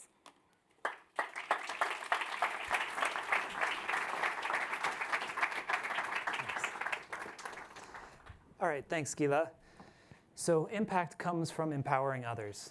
And this is especially important in a situation where we're dealing with natural disasters like floods, where having a single authoritative voice is critical during times of disaster, and where local and indigenous knowledge is often the difference maker for effective action. And so the update today, the exciting update today, is that we're open sourcing the code for our river forecast model underneath Flood Hub. And we're doing this to make it available to local experts. So one of the most important ways to improve global flood resilience is to empower local experts. And we're doing that by putting our tools out open source so that people can use them. So this code release includes our model architectures. It includes the settings that we use to actually power the model under Flood Hub. It includes documentation, and it includes a tutorial so that local experts can get up and running with the model quickly. Our goal is for researchers and practitioners to be able to take the models and adapt them and use them, and in fact, even contribute to improving them because they are fully open source. And to see what that kind of adaptation and adoption looks like, I'd like to introduce you to one of our partners, Jan Verkade at Deltares. He's here virtually by pre-recorded call because there's a big floods-related conference this week that a lot of my colleagues are at, so we'll just see him through pre-recorded video. Thank you. Hello everyone, my name is Jan Verkade. I am a hydrometeorologist. It's my job to develop hydrological forecasting systems. I work at Deltares, which is the Dutch National R&D Institution for Water Management. And Deltares is also the developer and the supplier of the DelFuse forecast production system. This is a system that is being used by national hydrometeorological institutions around the world. As you know by now, Google has open sourced its Google Hydrology modeling framework. We are working with Google to make sure that the outputs of those can be used within DelFuse. What we are doing is we are, first of all, developing an import module that allows DelFuse applications to tap into the Google Flood Hub website, web portal, and take the data from there.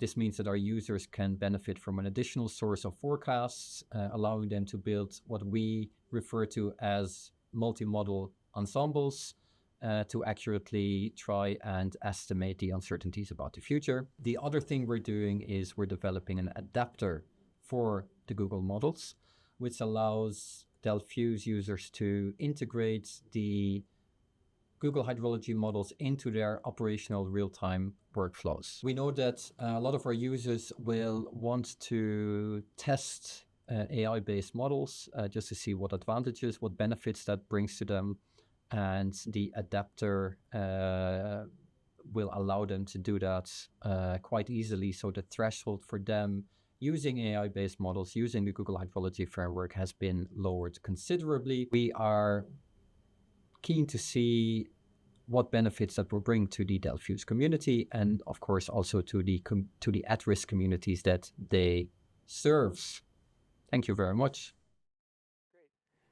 Thanks, Jan. So this kind of integration is what we're hoping to see more of, and we're hoping that other groups and agencies pick up these open source tools and try to break them. in the extreme cases. So Deltaris builds this DelFuse system that Jan was talking about. DelFuse is probably the most widely used professional flood forecasting software in the world. It's used by national agencies all over the world, including the National Weather Service in the United States. So I'd kind of like to show you what this looks like in practice. We saw a minute ago how you can look at weather data, which is, of course, the driver of floods. You can inspect river data. You can zoom into specific locations. This example is in Canada. And you can look at different types of forecasts. So this is kind of like what it looks like to be a professional flood forecasting person. And having our models integrated into these tools that are used by agencies over the world helps marry our models with the local expertise needed for effective action. Okay, so we're continuing to refine our global models, both the flash flood model, the coastal model, and the inundation models that you saw on FloodHub.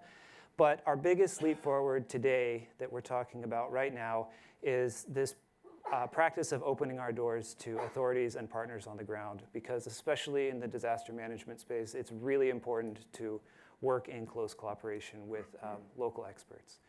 All right, so with that, I would like to turn it back over to my colleague, Adam, and very soon we'll have a short comfort break. Thank you very much.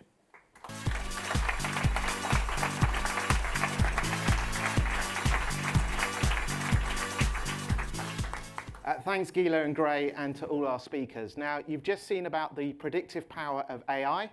Well, it didn't predict we were going to finish 10 minutes ahead of time. So the good news is we're going to jump to a break now, but we're going to come back at 1:15, so a little earlier, to keep us all on track.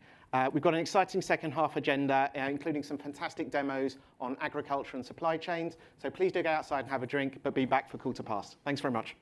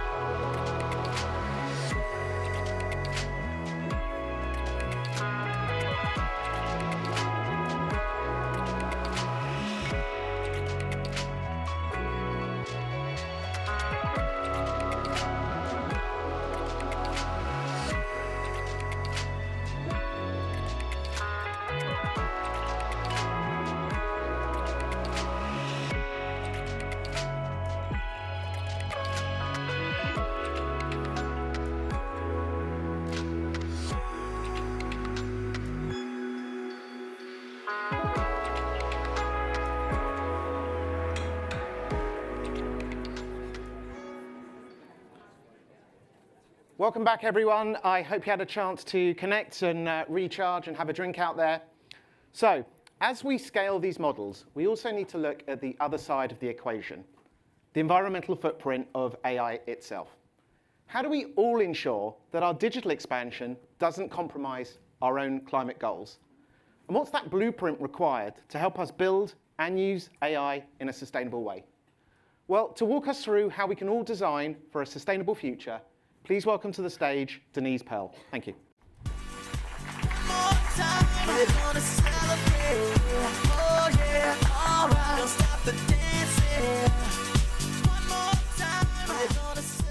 Well, I appreciate all of you coming back after that nice snack. It's nice to see everyone.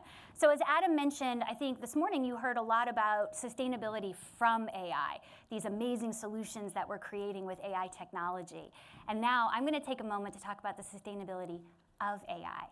So for years, the professionals in this room have been the architects of global climate ambition. You are brilliant at establishing guardrails, navigating the complex world of global compliance, and mastering the modern requirements for sustainability reporting. That work is and will always remain, I think, our collective baseline. But recently, you've likely felt a profound shift in your daily conversations. All of a sudden, your teams are being approached with highly technical, deeply operational questions about resource allocation, data infrastructure, and computational footprints. So what changed? Well, of course, I'm going to say AI. But not the traditional machine learning that we've been working on for years. We've now moved into generative AI, this ability to have highly complex conversational chats with AI assistants like Gemini. And just as we were getting great with generative AI, we're moving on to agentic AI, this idea that you have agents completing tasks on your behalf. It's tricky, right? So basically what we wanted to talk about today was that each of these milestones is shifting the way that we're all working. But it also requires an exponential leap in computational power, raw computational power. So that's exactly why cloud infrastructure, what Adam just mentioned, has officially entered the sustainability realm, why you are all receiving all of these questions. So to make this operational intersection work, we have to look closely at our architecture choices we make across our entire technology stack. To scale AI innovation responsibly, we must align our core agent design choices with three foundational concepts: carbon efficiency, energy efficiency, and carbon intensity.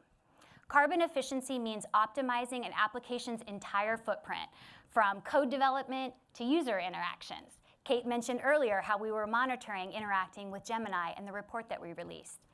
Energy efficiency is about performing those functions with the minimal amount of electricity, forcing us collectively to look at the hardware choices that we're making sure we're getting more performance per watt. And of course, carbon intensity. This recognizes that our energy grids, and you've heard a little bit about that today, fluctuate constantly based on geography, timing, and local demand. So why do these levers matter so much to the people in this room right now, sustainability executives? Because they're addressing a massive operational challenge, something we call impact offloading. It's this idea that you bring a workload to Google Cloud, a hyperscaler of your choice, but hopefully Google Cloud, and you're like, my work is done. I've done my part. It isn't really that easy. Google engineers its cloud infrastructure to be as optimized and energy efficient as physically possible. But when an organization deploys unoptimized, resource-heavy agent architectures on top of that, they're inadvertently offloading that impact right back into the system. So the path forward is to bridge this gap by adopting some shared engineering practices. Google Cloud has codified its own operational best practices into a structural blueprint we call Sustainable by Design. It is grounded in the 4 M's. Pick the right machine, pick the right model. You've heard about many of them today. Mechanization, and of course the map, where you choose to run these workloads. These pillars serve as a checklist that allows sustainability leaders and infrastructure engineers to speak the same language. What's also truly fascinating is that you can actually use AI to test these workloads that you're building for efficiency. It can become a sparring partner. You can use tools like Gemini to brainstorm, critique, and audit these designs. For instance, you could offer Gemini a prompt to say, this is what we're working on. Tell me about energy inefficiencies, or tell me about sustainable software practices for code development. And Gemini will make you some suggestions, which is fantastic. It'll ask you about basically what you want to do in the future with these workloads as well to ensure that the users are adopting these AI agents in the most efficient way. So AI is accelerating that feedback loop, helping sustainability leaders stress test each of these before spending a single dollar of capital. We support our cloud partners and customers, many of them in the audience today, so thank you very much, with these efforts through our Sustainable by Design programs. And some of them specifically are well-architected frameworks. So by implementing this technical rigor, you ensure that your workloads are lean, efficient, and cost-effective from day one. This is the object of sustainability of AI. And if done well, then we can confidently move to producing sustainability solutions like you heard today from AI. But we do have to balance both sides of the equation. So I thought I'd give you a great example of a great sustainable AI innovation. Now I want to pause here to say that my example is a little bit different than the ones you've seen today already. But again, this is grounded in this idea of how do we develop AI workloads in the most efficient and optimized manner. So if you haven't heard of Sphere in Las Vegas, have any of you heard of Sphere in Las Vegas? Fantastic. It is an absolute marvel of modern structural and media engineering. It's the largest spherical structure on Earth. And it's wrapped on the inside by a continuous, fully immersive 16K resolution screen spanning the size of 3 American football fields. With that jaw-dropping scale in mind, the mission my peer was asked to execute on was a retake on the classic, the 1939 classic, The Wizard of Oz. Have any of you seen that movie? Fantastic. So shot on standard film medium, of course, and to translate it again to be able to project onto Sphere's massive screen. Conventional CGI would have taken years and cost millions. That equals lots of infrastructure and creating an incredibly heavy, unmanaged footprint. So instead of doing that, Google DeepMind researchers and cloud engineers deployed a cutting-edge, sustainable by design generative AI pipeline. Using highly specialized model techniques like super resolution and outpainting, the system dynamically reconstructed entire details of the movie. Character movements like you're seeing here. In the original film, the uncle, you don't see him outside of the frame. So they actually had to rebuild or recreate him entering the room, where he came from, how he would walk, how he would actually open the door, etc. Massive computational power. And they did this all, again, on our array of TPUs in a highly efficient way, so they can make all these changes without impacting the visual integrity of the original film. So again, great example, and if you guys haven't visited yet, I will give you a sneak peek that our next film is the Rocky Horror Picture Show that we're doing. Creative teams might look at this, and they do see, of course, a spectacular 50% reduction in production timelines. But again, what I've been talking about with you so far is when we look at this as sustainability executives and professionals, I want you to look at the metric through the lens of cloud foundations. In high-intensity computing, like we just discussed, time is energy and carbon. So everything we can do to minimize that is a sustainable project. It proves that when you execute intentional AI engineering, breaking major creative computational boundaries like we just discussed, and achieving real-world optimization, it becomes a sustainability project. Sphere is a fantastic example, in my opinion, of that computational efficiency. But I thought I'd give you another example that might be more relevant to the folks in this room. Behind the scenes, when I meet with all of you, I hear a lot about the stress in reporting. Sustainability teams are facing this perfect storm right now. You're dealing with fragmented data silos, manually copying data across disparate platforms, and bracing for a tidal wave of compliance mandates. It's exhausting. And worse, it creates an operational trap for all of you. It forces sustainability teams to spend about 90% of their time on cleaning data and wrangling data instead of looking forward at tomorrow's sustainability strategy. At Google Cloud, we view sustainability as a deeply collaborative enterprise endeavor, one that sits right at the intersection of product engineering, partner ecosystems, and cross-functional operations. That's why after rigorously testing these workflows inside our own internal disclosure cycles, we've open sourced the Google AI Playbook for sustainability reporting. This playbook is designed to help your team transition from data collection to active orchestration. It details a clear 5-step framework, and we also give you some sample generative AI prompts that our own teams use. So I hope you'll take advantage of that. This framework isn't just a theory, though. It is actually how our enterprise partners are transforming the intersection of high-performance data engineering and climate strategy. Look at our partner digital infrastructure leader, Equinix.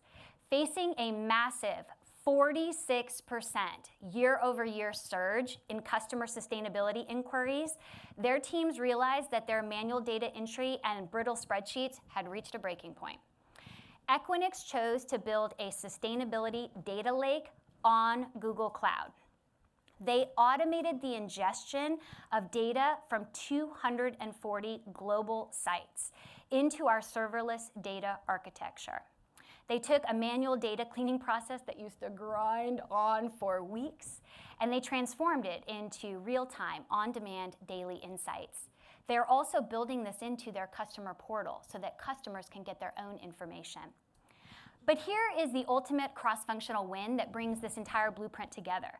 Because they used the 4Ms framework, specifically in this case, mechanization, so the serverless data infrastructure that I mentioned, they avoided the trap of impact offloading.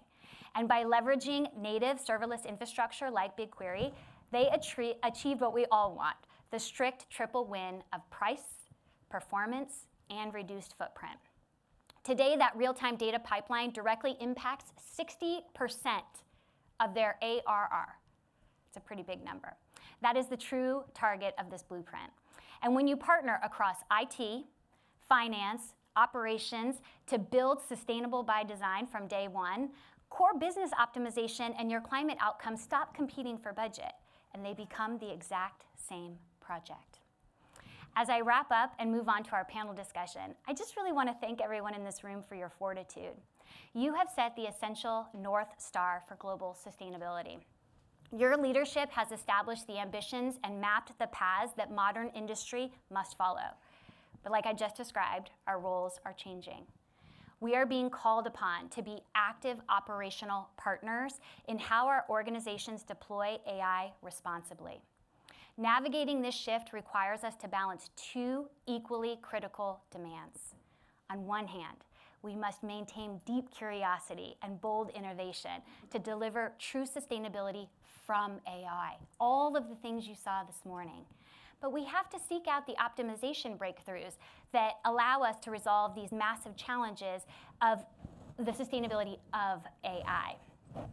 So with that, I'm going to encourage you all to listen to some of the real-world examples from our panel today, and then we're going to have some conversations during the happy hour at the end.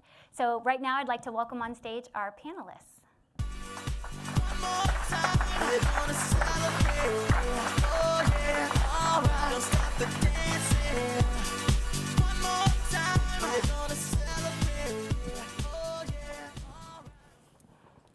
Hello. I am just thrilled to go into those concepts that I just covered in a little bit of what we would call an L200, L300 deeper way. So shifting an organization, as you both know, from passive ambition to active execution is rarely a straight line. I think Kate even mentioned it in her keynote. So while the high-level vision of leveraging AI for a resilient planet is clear, we heard so many fantastic examples today, many organizations hit a very real, very frustrating implementation gap the moment they try to connect it to their actual enterprise workflows. So to cut through the noise, we brought two amazing panelists to come talk about this system-level operational change.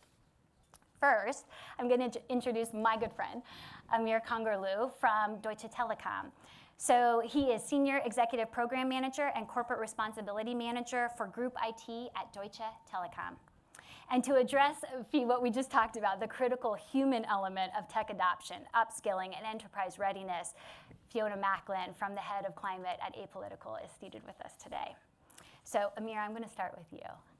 The infrastructure modernization that you've done at Deutsche Telekom is a perfect blueprint for what I just described, culminating in a massive, I really want to say this out loud and capture everybody's attention, a 40% energy reduction in the workload that we're going to discuss. So right now, many organizations are feeling a ton of pressure to deploy AI rapidly to deliver immediate bottom line results. How did you successfully build the business case to do both sustainable by design day one, but also connect it to the broader business outcomes? If you look at sustainability, you shouldn't look at it just as a tick box. Sustainability and efficiency are the same on the same coin, but two sides. And what you have is what we did. We had a large core. Oh, I have an echo. A large core with more than 100 SAP applications that run the core of the operations of German Telekom. These 100 applications are around 2,000 components, test environments, application servers, database servers, and so on and so on. What we did is, by moving it to the cloud, we established 40% energy consumption reduction, and 40% in numbers is 3.8 gigawatts that we are not wasting every year. Amazing. And that's quite a lot of, with the help of AI, we were able to reduce a lot of it in terms of analyzing and so on. When it came to doing sustainability by design, the most important thing for us was, of course, latency, because all these applications need to talk to each other and so on, and they are not only talking within their circle, they're also talking to other applications. And so 5 milliseconds was our borderline. And when we chose the data center, because when we say we move to the cloud, it is a specific data center. Moving to the cloud, it could be a data center in Germany, it could be a data center in Spain or wherever. And so we chose actually the data center with the best PoE and best VoE within that latency framework that we require. So that was by design chosen. And it was not a data center in Germany, which would have been obvious for us on site. And there are several Google data centers in Germany, but we chose one in the Netherlands, which has the best PoE and VoE and still gave us the opportunity. That made it possible for us to reduce the energy consumption, go for a very clean data center, and helped us a lot. Amazing. And when you were doing that, Amir, I imagine it wasn't just your team. This was a cross-functional engagement. Yeah, of course. I mean, this is a lot of teams, a lot of operational and business side and so on. You have to arrange downtimes, move times. We are talking thousands of people involved, but we achieved the whole thing within 2 years. Amazing. And we had not a single incident during this time. Congratulations. And Fee, that goes to implementing these tools that we design. It's only really as effective as the groups that can manage them and deploy them and support them long term. So through your AI and climate programming, you're actively training the next generation of leaders who's going to help us with that work. So what have you been learning about successfully upskilling people to balance what I just talked about, the infrastructure footprints, like how do we help people include that in the equation, but then also this massive gain that we can potentially receive from deploying AI? Oh, thanks, Denise. Hi, everyone. It's great to be here, and what a timely and so important as a conversation.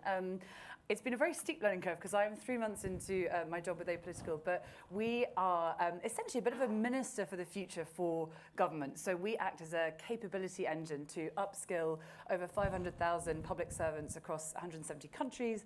And what we're looking to do is really help grapple with these tricky challenges to navigate through, whether that is how to build resilience in an era of vulnerability and shocks, and simultaneously how to upskill these public servants on the use of AI, which, like you say, Denise, is so critical, and especially as we're seeing this potential explosion of inequality between the massive gains in the private sector and upskilling and skills that is sort of happening in that space, and then the sort of government leaders potentially have it being left behind, and we can't let that happen. So the trends that we're seeing, I think, are sort of threefold. We're seeing a curiosity for sure, but also caution, and then with those two things, a bit of confusion. So the curiosity is really, I mean, 95% of government users of AI are really persuaded that this can be beneficial to their work and that it can help them both with efficiency and driving solutions towards climate. But then the vast majority of those 95% are actually very cautious to use it because of the environmental impacts, and they are terrified that the explosion of AI is going to lead to many more days like the one that we're seeing today. And in many ways, they're probably not wrong.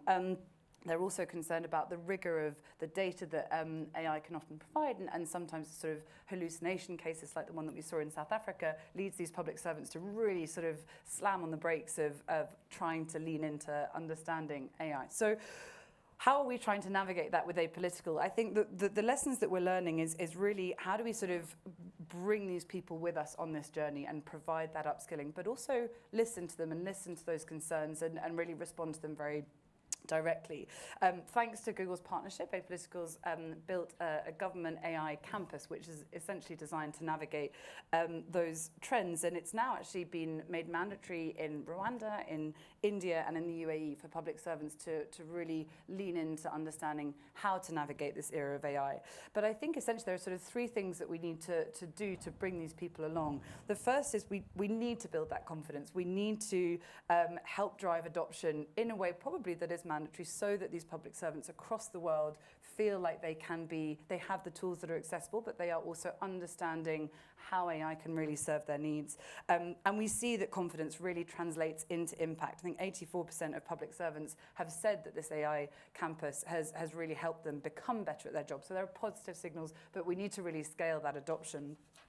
I think a really important thing is we need to personalize. And often I think through conversations that I have, I see that there's a sort of blanket understanding of what AI can do, and sort of like, oh, I'll use it to write a press release, or I'll use it to summarize a report. And actually there are so many more, as we've heard all throughout the day, and as you've just explained, these so many more applications. And so one of the big things that we're working on at Apolitical at the moment is building out a tool called Futura, which is designed to really help managers and their teams understand how their teams can use AI, and then train them up on specific tasks, so that we are really sort of doubling down on the specific benefits and identifying what tools are going to be most necessary to a comms officer compared to an engineer. And that's we've seen that to be really successful. And I think the last thing to say, and really interested to follow up in conversations after today, is we really need to empower people not just to use AI, but to advocate for its good use. And at the moment, I think we're seeing a lot of sort of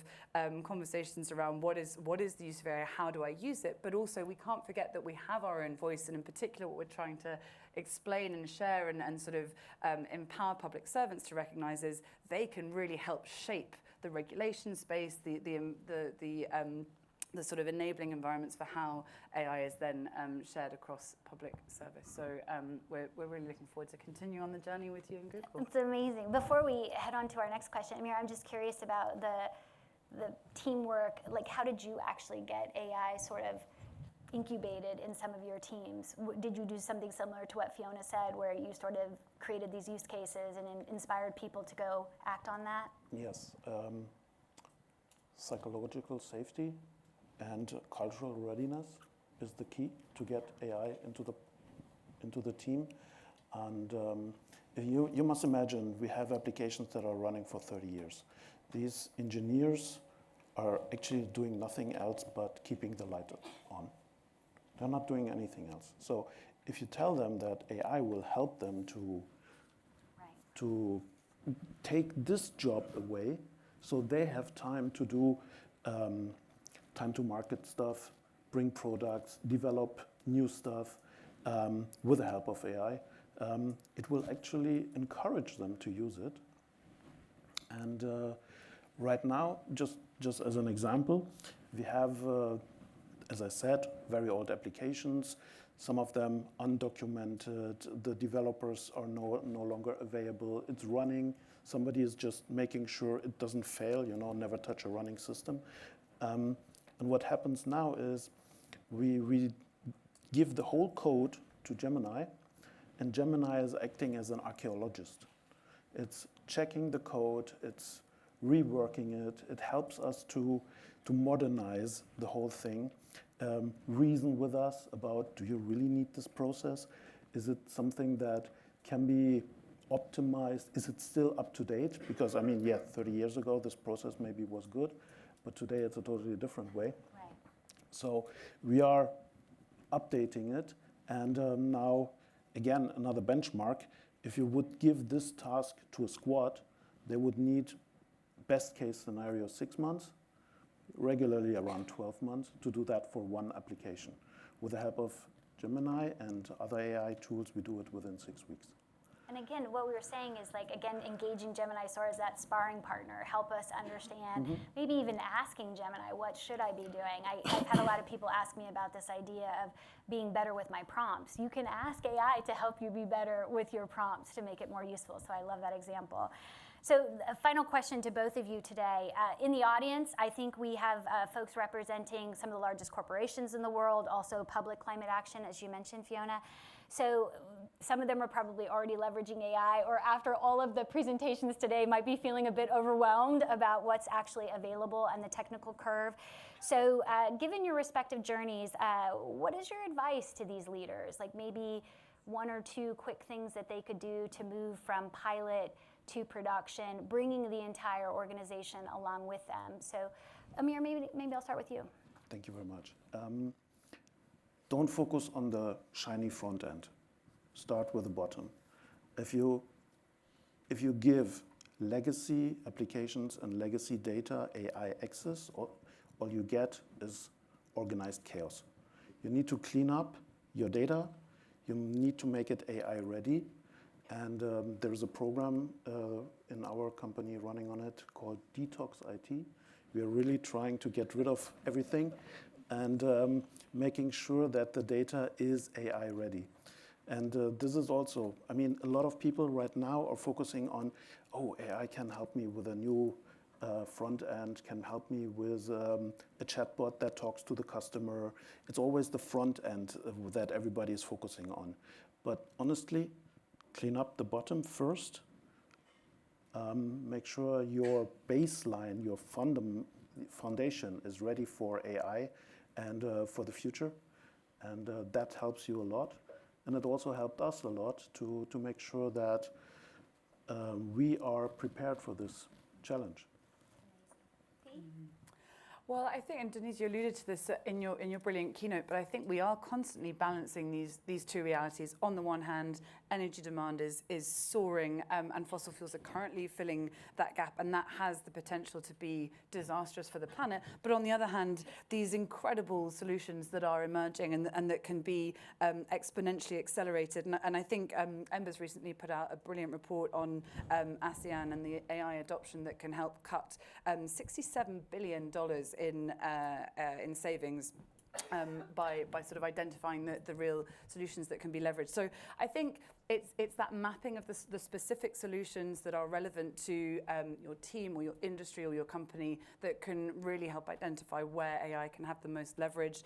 And then I think the other thing I would say is managing the teams. I think it's so important to make sure that whether you're a manager or being managed, that there is a conversation across the teams about how can these skills be shared, how we can learn from each other, and how that can sort of really bring everyone in a company along the journey, because it feels so important, especially with all the concerns around job losses and around the threats to employment, that we're really using AI to keep making us extraordinary and to enhance our work rather than replace it. And I think that can be done through conversations and through better management with teams so that we're upskilling each other.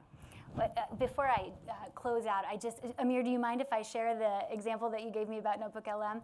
I do think, just like you said, starting with something basic, something that can demonstrate to our teams or to our executive leadership what is the power of AI and how does it help us translate some of these complex concepts.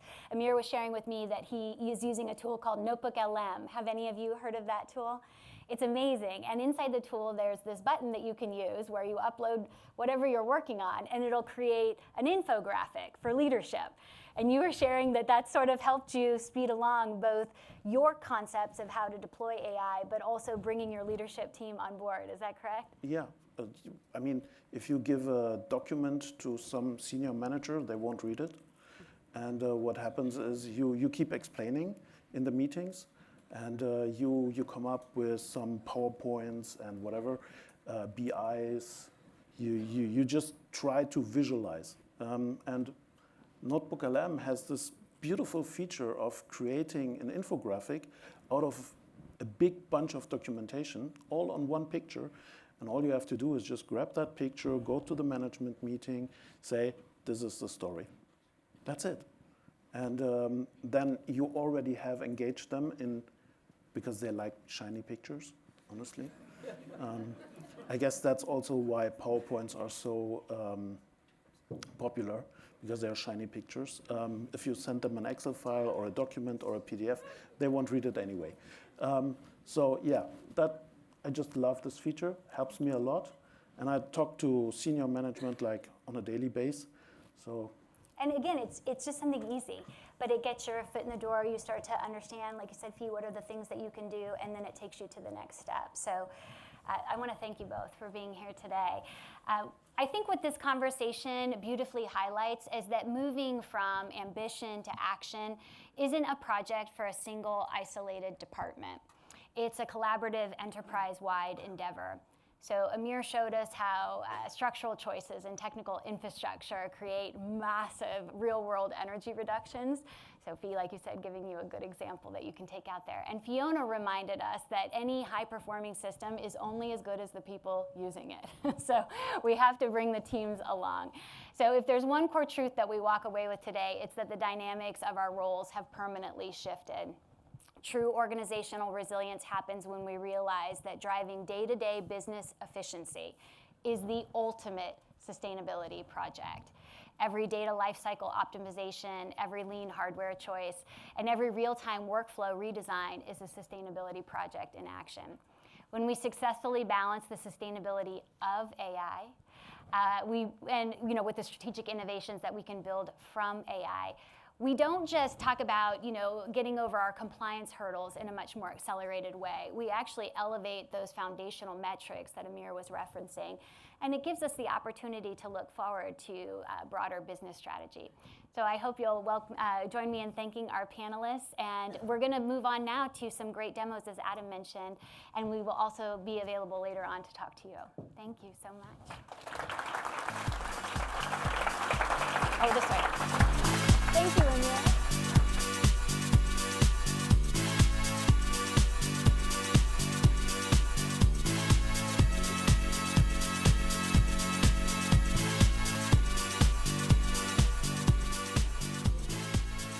Hi everyone, I'm back. Thank you Denise, Amir and Fiona for a really brilliant conversation. Now we move into our final demo block where we're going to go deep on spatial truth, showing how we can turn planetary data into actionable insights that map and monitor everything from manufacturing zones through to vulnerable ecosystems. And we're going to start with agriculture and agricultural supply chains. Please welcome me in joining Google DeepMind's Ashley Thomas and Amnex's Nirav Shah to the stage. Thank you.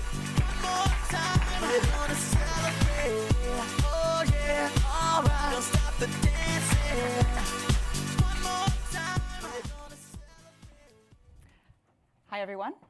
I'm Ashley, and I lead the nature and agriculture portfolios at Google DeepMind's Impact Accelerator. I have the amazing job of applying our research models in areas that have the highest impact in these domains. Today, I'll be sharing more about our agricultural models, an area of work that's particularly close to my heart. Now, this is because I began my career working as a design engineer in Ethiopia. This is me in 2008 with my teammates, Tolosa, and my manager at the time, Bob. Now, I tried to open my eyes with Nano Banana, but sadly, it got a little uncanny valley, so sorry, the original will have to do. But one of my tasks at the time was trying to understand the tangible impact that our irrigation technologies had on farmer livelihoods. To do that, we needed basic data. We needed to know what was being grown, how the land was changing, and what the farmer needed to do. So to map a single farm, we had to manually take a standalone GPS device and physically walk the perimeter of an entire field. And what you can't see in this picture is a vintage point-and-shoot camera that I'm holding and showing pictures of the field to the farmers. The challenge was the camera wasn't attached to a phone and was definitely not geotagged. After visiting the farms, I'd head back to the hotel with the best internet in rural Ethiopia and manually type the coordinates into Google Earth, outline every field by hand, and then try and upload the images to verify them.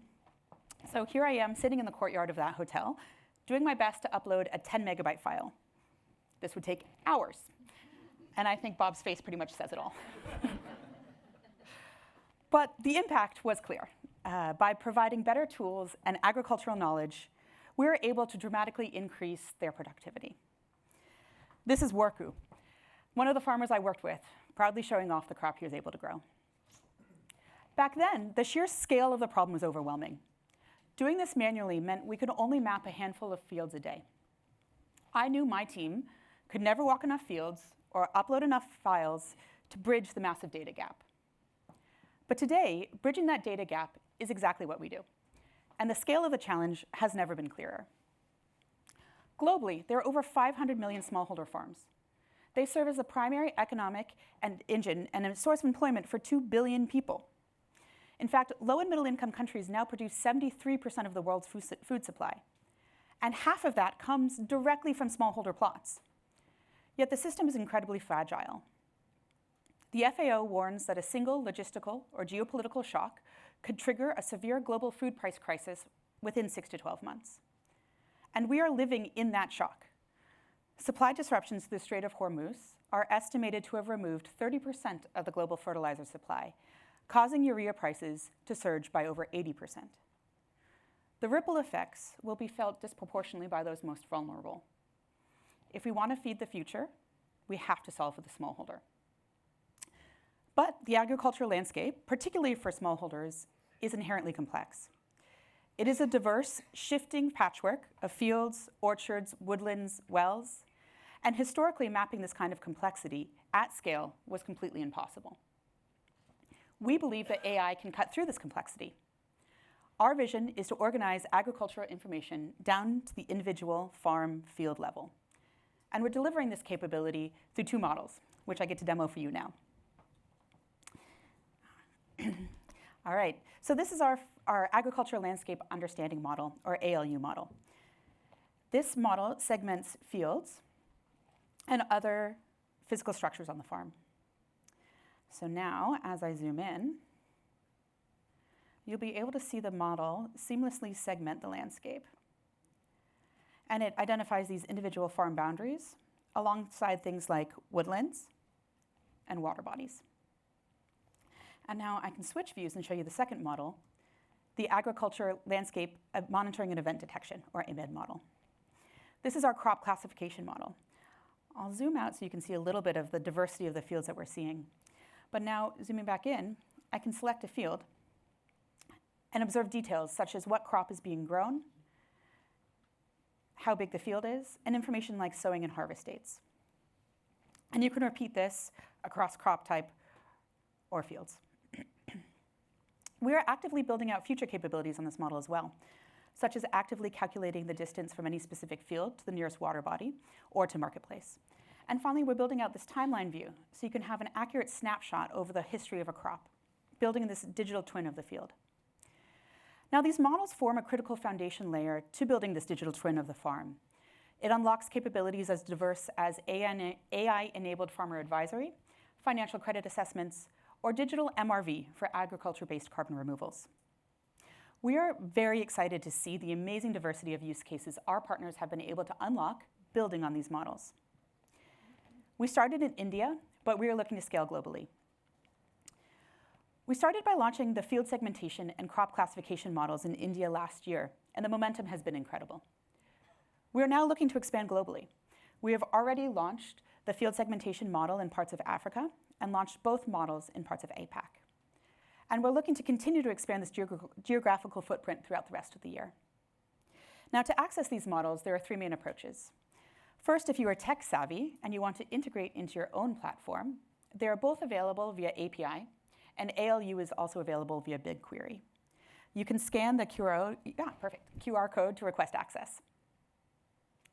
Now, for folks who want access to this data without building their own platform, we have launched a new data layer on Google Earth.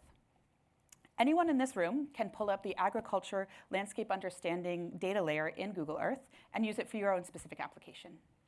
We have seen amazing momentum since launching earlier this year.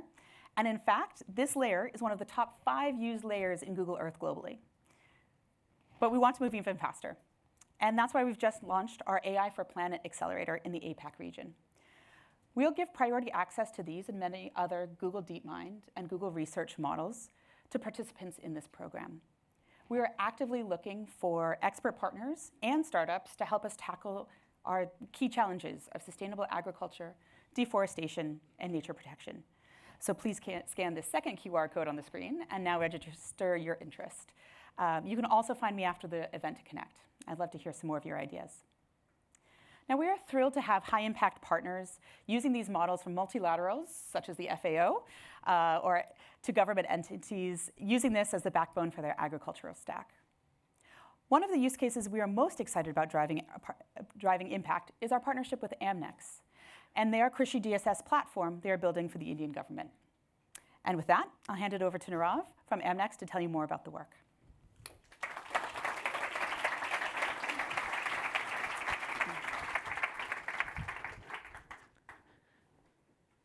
So thanks, Ashley. As Ashley described, understanding what actually happens at the farm is an immense amount of boots on ground work. But together with Google, we're trying to change some of that. So the slide that you just see actually captures the journey the government of India is undertaking. It had a future back vision, and which is now being executed beautifully. Before a few years, for decades, decisions ran completely on approximations. There were block and district level averages that hid what is actually happening on each and every farm. Blurry imagery, slow sample surveys, crop stress that was discovered too late, and all policies that were built largely on assumptions rather than actual data. But now, look at the other side. These are the numbers that matter.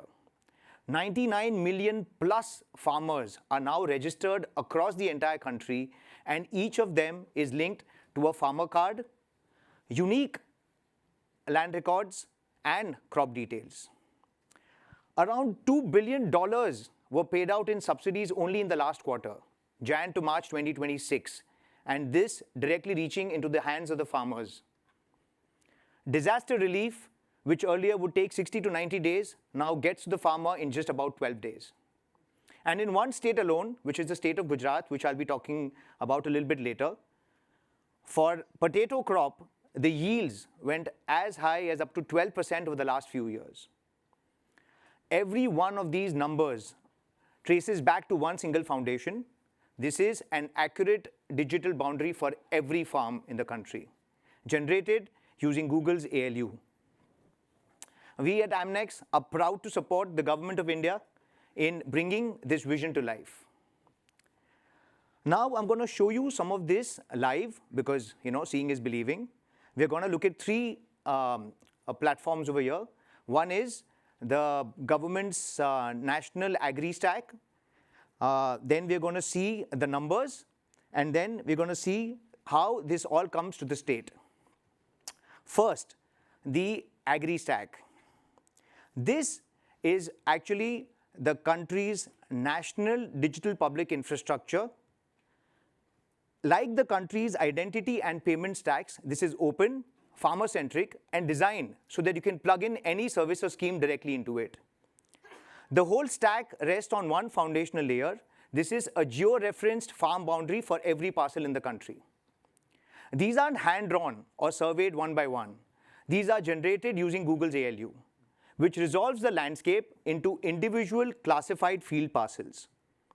Once the farm has a boundary and the farmer has a unique ID, everything else just becomes possible. Understanding the crop type, understanding the yield, along with the farmer credit, insurance, subsidies, and procurement that they need to do. So the boundary is the bedrock, and every other layer sits on top of it. Now, let's look at the numbers, because the scale is the proof. This is the live portal. As of now, 99 million plus farmers are registered across 19 states in the country. Every one of them is anchored to a unique farm boundary. So just pause on what this means for the ALU. This is one of the largest operational deployments of AI-generated field boundaries anywhere in the world. Some of the states like Uttar Pradesh and Maharashtra in India alone account for tens of millions of farmers. Each boundary is validated against the land records, giving us area, classification, and the location at the parcel level. The dashboard is actually how the ministry and some of the states actually track this data in real time. So if you look at it, as of today, 56,000 farmers have enrolled onto this platform. This is the national layer as the foundation, but the true value is realized at the state level, where decisions actually touch the farmer. The next portal that we'll be seeing is Kruse Pragati. This is the government of Gujarat's crop intelligence platform. A good example of the national vision coming into action. If you look at it, we've now tried to drill down all the way to the district, the sub-district, and right up to a village called Baiwada, which is in Gujarat. And this is for the live Kharif 2025-2026 season. Now look at the granularity. You're not looking at district averages anymore. You're looking at individual fields. And each one of these polygons is an ALU farm boundary. The foundation layer doing its job beautifully. On the left side, you see the platform's satellite-based crop classification, which is sitting directly on the ALU boundaries. Each field is automatically colored to the particular crop that is growing on it as of now. You can see the different crops light up across the entire village, parcel by parcel. On the right side, you actually see that this is the ground truth data which is collected from the field. Now look at how closely these two agree. In fact, so much so that now the administration now relies more on remote sensing crop data rather than looking at the field data, because the speed and frequency of the updates is so much better. Once you have the crop on the boundary, more and more becomes possible because you can add in the intelligence layers. You can have a look at the crop health, the yield estimates, the pest and disease monitoring, overlay that with the weather forecast information, and bang, you have specific farmer advisories. That's the loop the government is trying to close. An officer can now generate a targeted advisory for the right crop in the right field, and this directly goes into the farmer's hands on his mobile phone, tied to their own field boundary. One shared source of truth, right from the satellite down to the individual farm. It's actually, for the Gujarat state, it's an evolving build, but it points to where precision governance can go. And the same approach can get extended to other states. So let's bring it all together. This is the Government of India's vision, a farmer-centric digital public infrastructure, with Google's ALU providing the boundary that everything else gets built on, and states like Gujarat, which are actually turning this into advice the farmer can directly act on. Amnex is proud to support this vision by building the entire technology and help running this reliably for the government. So think about it. 99 million farmers, the foundation are real, the early results are so promising, but yet there's so much more to do to build for the whole nation. We at Amnex are so grateful to be proud of this, so grateful to be part of this journey. Thank you so much.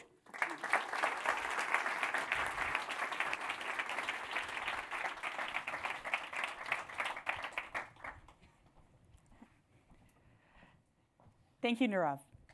The scale that you're working on is incredible. You have more farmers on your platform than 10 times the population of London. We will be at the demo booth after this event and would be thrilled to walk you through the tools in more detail. Thank you all so much for joining us today.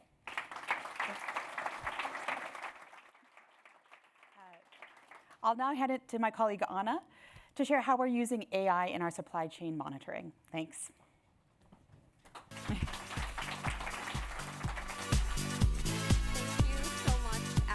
And Janal. Hi everyone, I'm Anna Williams. I'm on Google's Geo team. I'm a climate adaptation lead. And for the last several years, we've been working on AI applied to sustainability in partnership with Google DeepMind. And I'm so excited. I've been waiting all day, almost the last session, to tell you more about our latest cutting-edge AI model, Alpha Earth Foundations. Now, earlier today, you heard Raia speak about the challenge of making sense of multiple, complex planetary data sources and how we built Alpha Earth Foundations to address this. Now, just a reminder, Alpha Earth Foundations functions like a virtual satellite. It takes complex data from different sources and it fuses it together into a unified representation called an embedding. Now, this satellite embedding data set is the annual output of Alpha Earth Foundations.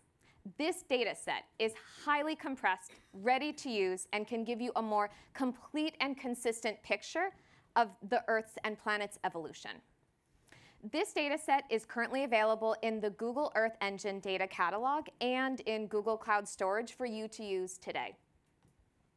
Now, there are so many workflows that you can do with the satellite embeddings data set.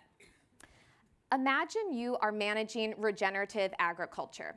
Now, you can easily and accurately map your crop types. Or that you manage forest carbon offset projects. Now, you can easily run regressions to accurately model the above-ground biomass. Or if you're tracking deforestation and degradation across a large jurisdiction, now you can easily map forest clearings and detect other changes.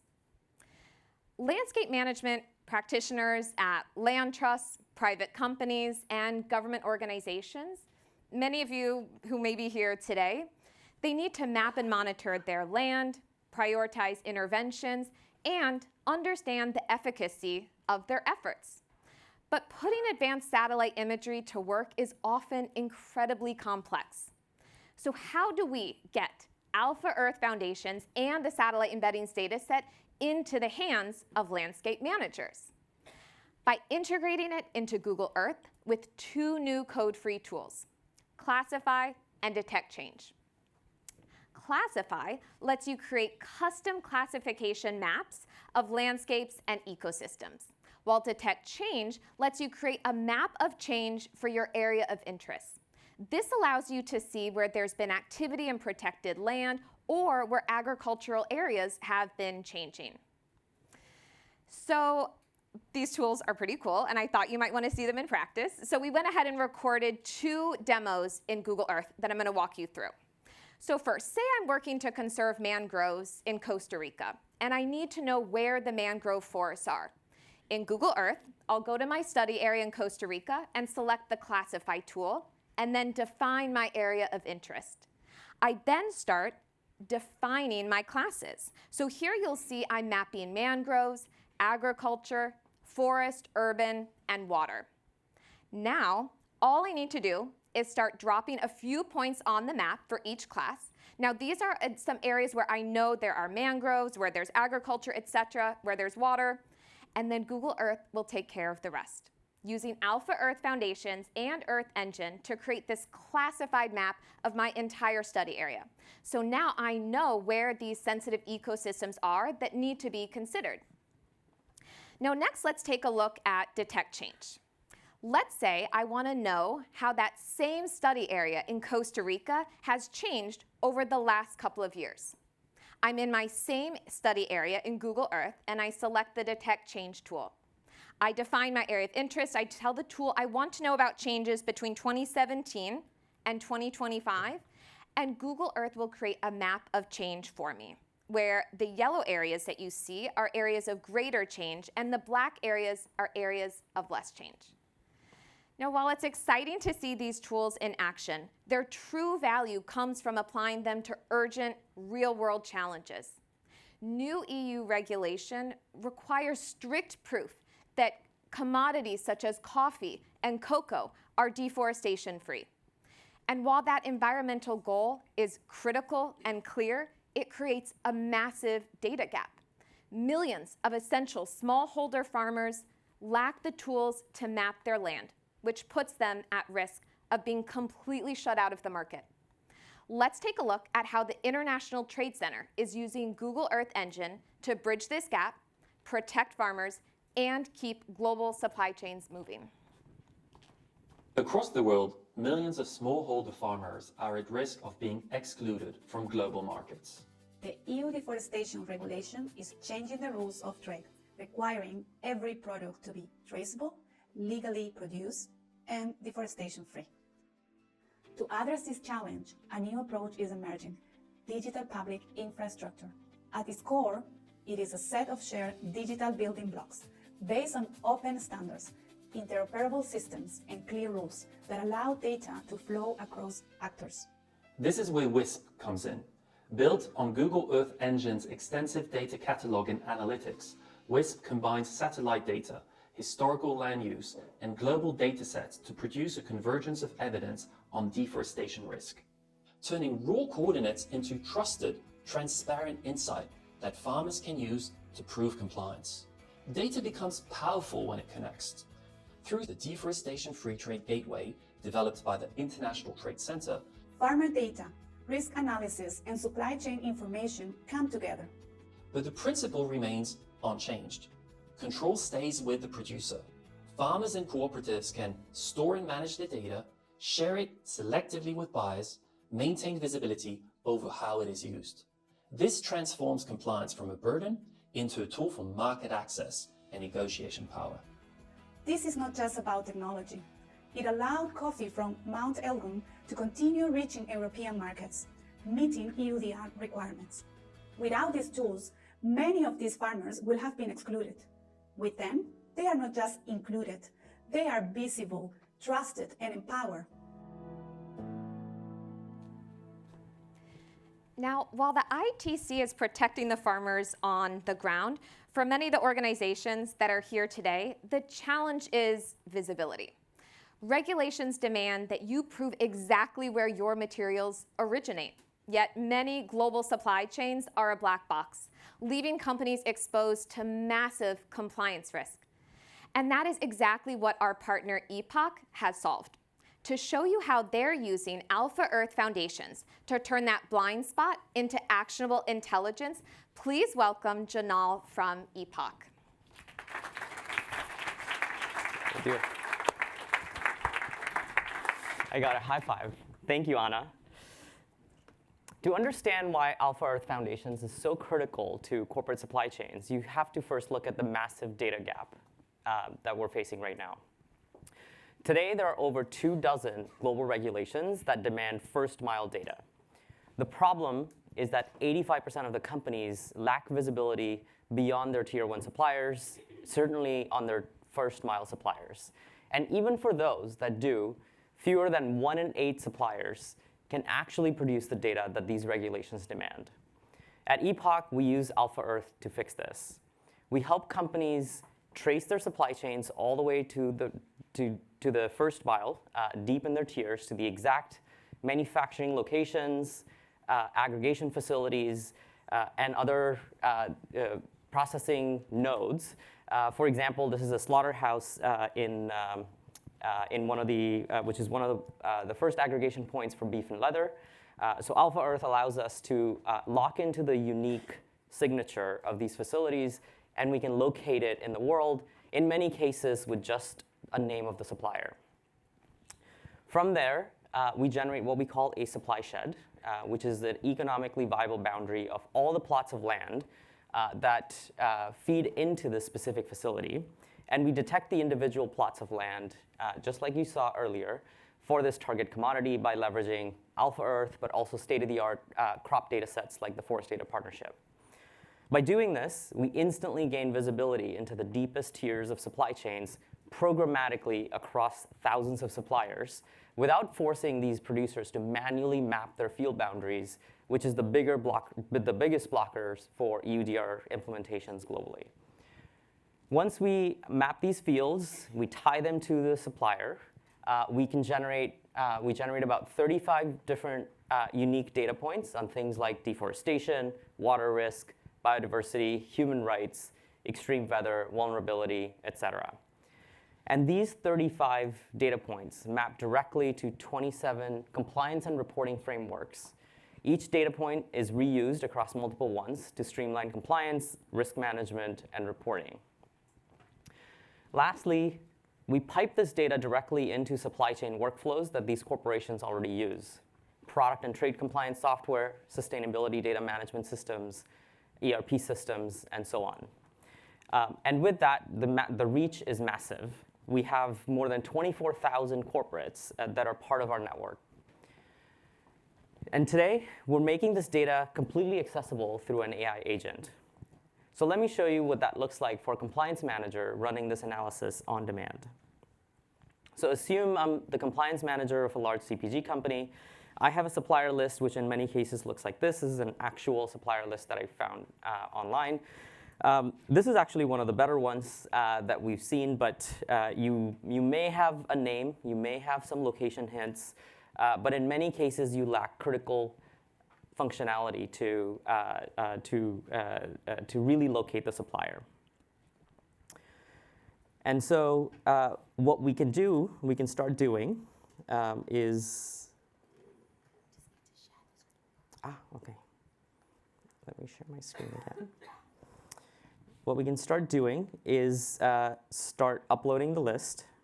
I can ask questions like, can you locate a specific supplier? So I can start asking questions on, can we locate the supplier? We use Alpha Earth to automatically locate these suppliers.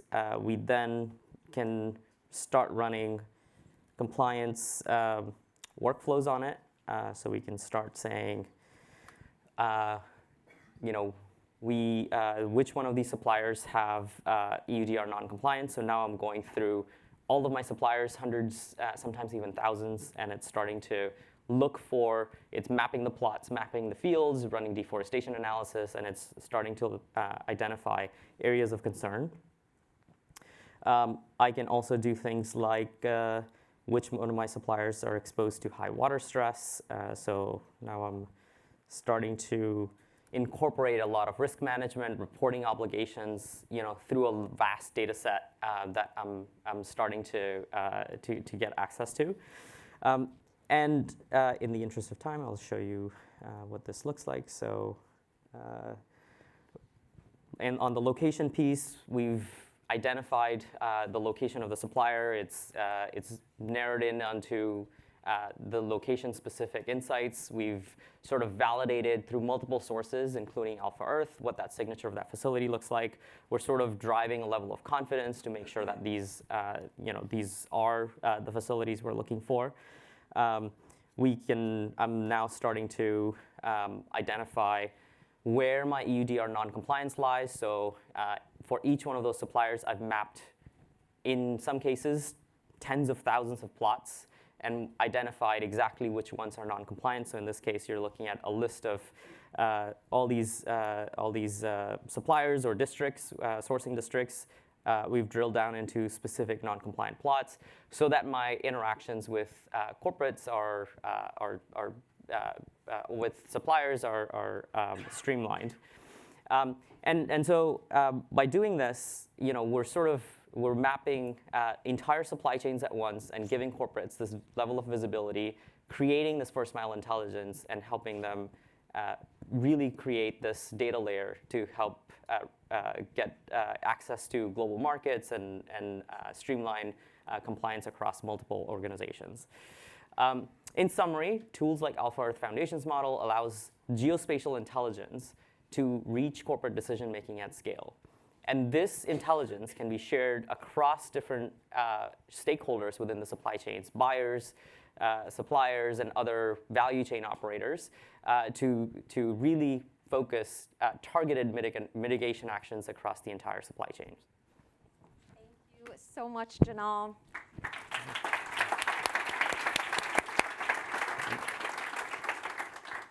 Seeing Alpha Earth Foundation solve such a critical real-world challenge like that is exactly why we built this model. Our goal is to make planetary data accessible and actionable. Whether you're an ecologist mapping a local landscape in Google Earth or a multinational company tracking global supply chains like Epoch. Head over to Google Earth when you have a chance to check it out and explore how these models can plug directly into your own organization's climate strategies. Now, to keep our momentum going, I'd like to introduce our next speaker, Aditi Kale from the Google Platforms and Devices team. She's going to show us how we are using AI to monitor biodiversity across those very same supply chains, and importantly, how companies can retrofit industrial factory sites into thriving habitats.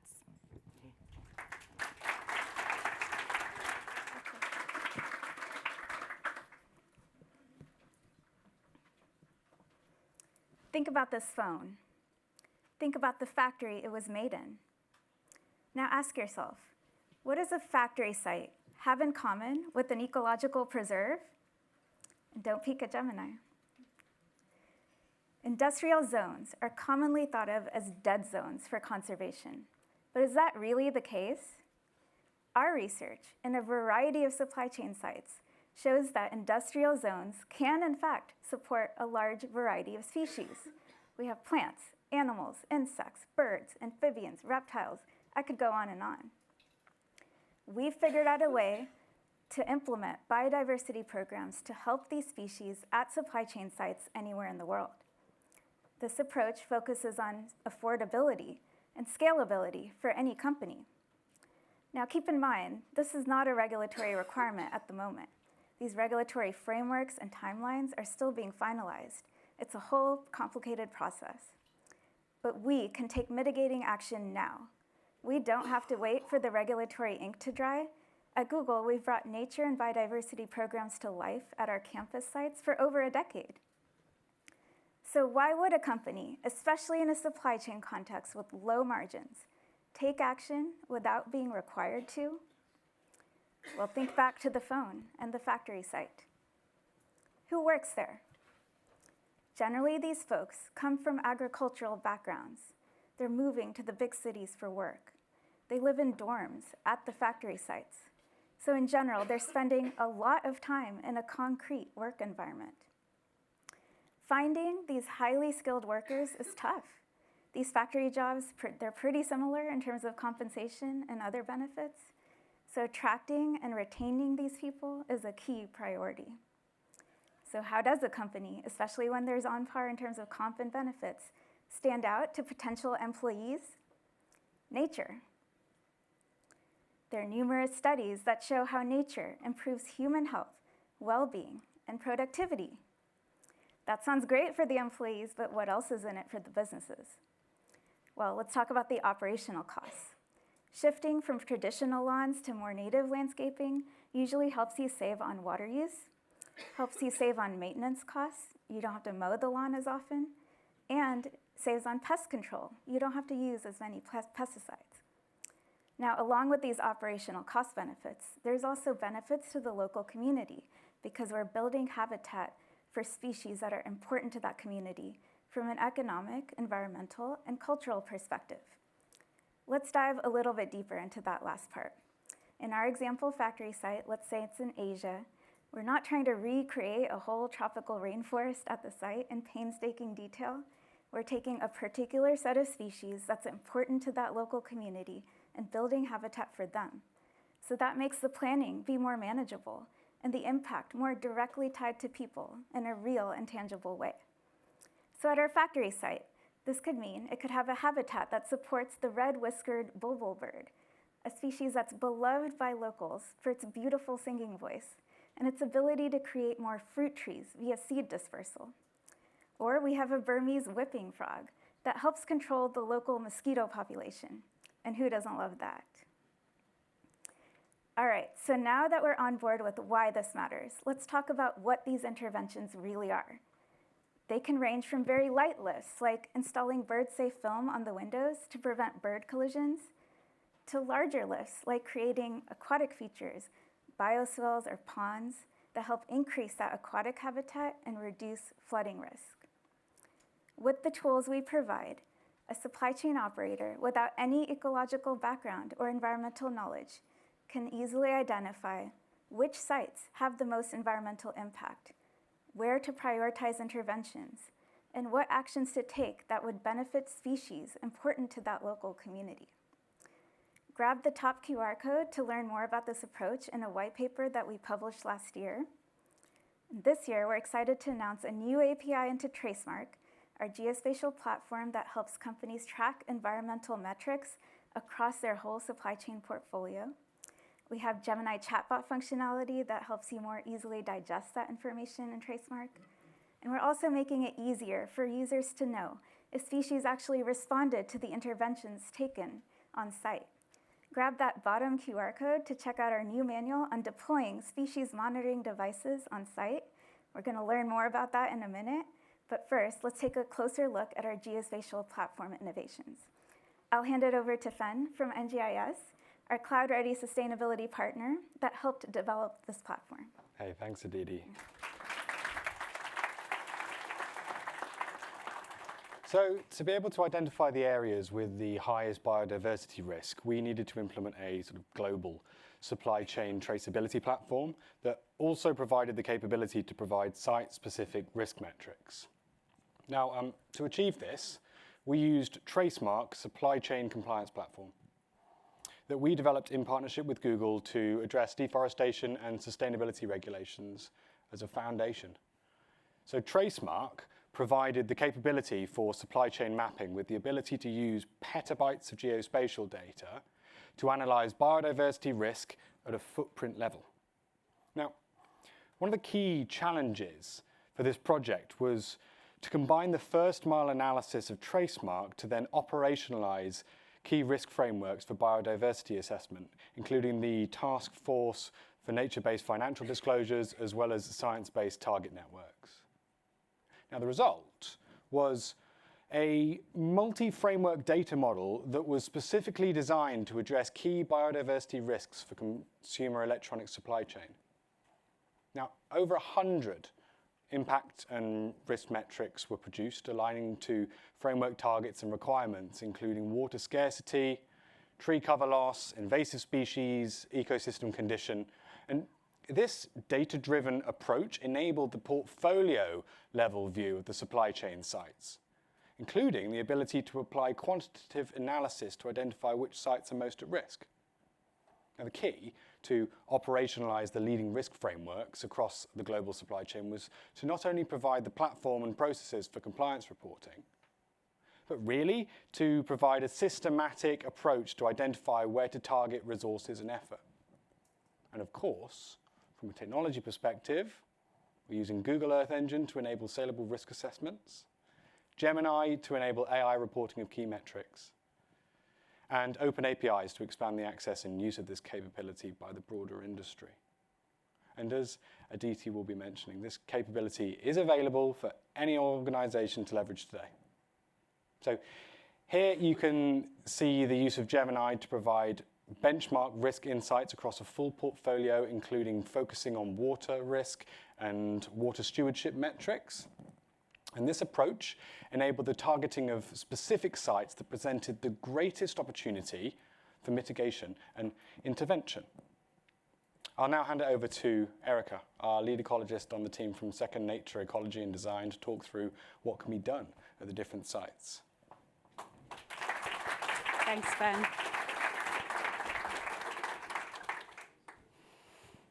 Okay, so now you've identified your hotspots. You know where you want to take action, and you want to do a project.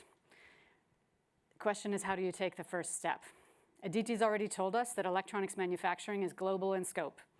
And so that means we need global solutions. But the problem is, any ecologist you talk to will tell you that just like politics and real estate, all ecology is local. So how do we scale something local across the global portfolio of electronics manufacturing sites? When the right nest box, the right amount of tree canopy cover, and the right habitat all depend on where you are in the world. To address the need for sustainable and scalable solutions, we started with pilot projects in India and Vietnam. And we dove in deep. We hired local ecologist teams, and we identified at each site 200 focal species that we knew were in the surrounding landscape. We knew they could benefit from our help. And we also knew that they are of conservation value, they have cultural or economic value to us. So by building from the ground up, that let us look across all this large set of species to identify the collective threats that they face. And for example, what we found is that 40% of the species in our set were threatened by water exposure to water pollution and pesticides.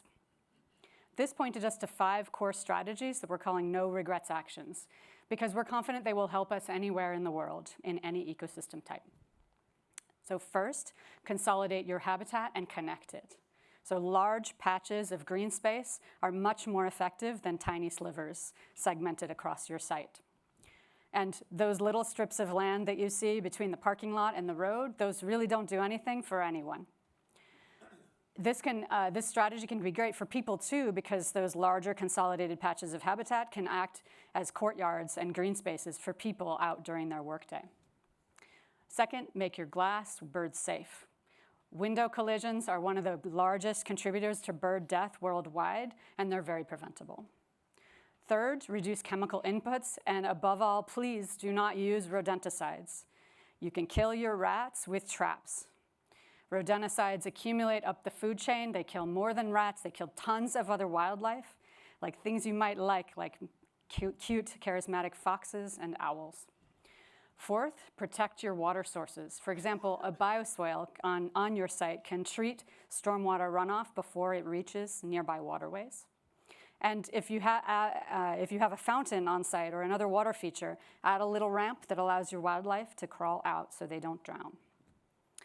Fifth, plant native plants. It sounds simple, but it's actually one of the simplest and easiest steps that you can take to support wildlife. This will work anywhere in the world, and it's usually not more expensive than ornamental alternatives that are available at your local nursery.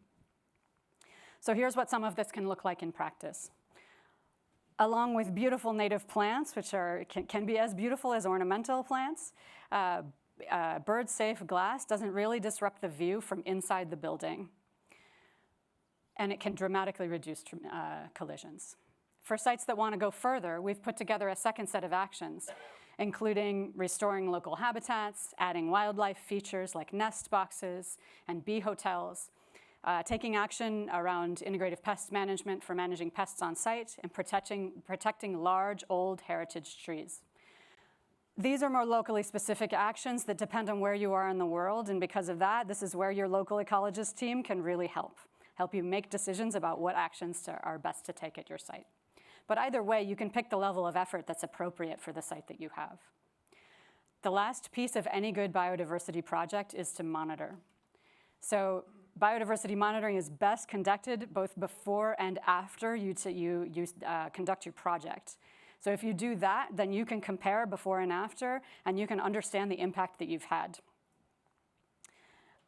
You can also, once you've established the site, you can adaptively monitor using the information you're gaining through the biodiversity monitoring. So as a guide, we've released a free publicly available toolbox of cheap, accessible, easy-to-scale solutions to biodiversity monitoring that will work anywhere. This includes privacy-enabled passive acoustic monitoring devices that will tell you what birds you have on your site. And we've built a device using Google's own Perch AI model. It doesn't record human speech, so you can deploy it actively at your site without worrying about people being listened to. And come find me at our booth later, and I'll show you what it looks like. Camera traps cover mammals, and Google's SpeciesNet AI model sorts and identifies the animals in the images for you. And that's a huge help, because one of the barriers to adoption of camera traps is the volume of data that's gathered that's hard to sort through after the fact. Environmental DNA has now arrived as a cheap, easy way to sample insects in your vegetation, and also can find mammals or animals in your water sources. You can also measure temperature and humidity via really cheap, really easy to deploy devices that can detect the cooling effect that the trees and the actions you're taking at your site may have had. So reducing urban heat is an important thing that everyone is thinking about, I think, today. So bringing it all together with this approach, you can implement, plan, and monitor supply chain biodiversity projects at supply chain sites anywhere in the world, and you can do it affordably. So with that, I'll turn it back to Aditi to close us out. Thank you.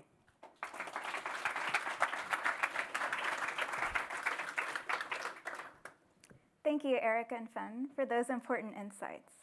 Now let's recap. We've heard today about why nature and biodiversity programs are beneficial to businesses, even when it's not a regulatory requirement. We covered 5 major reasons.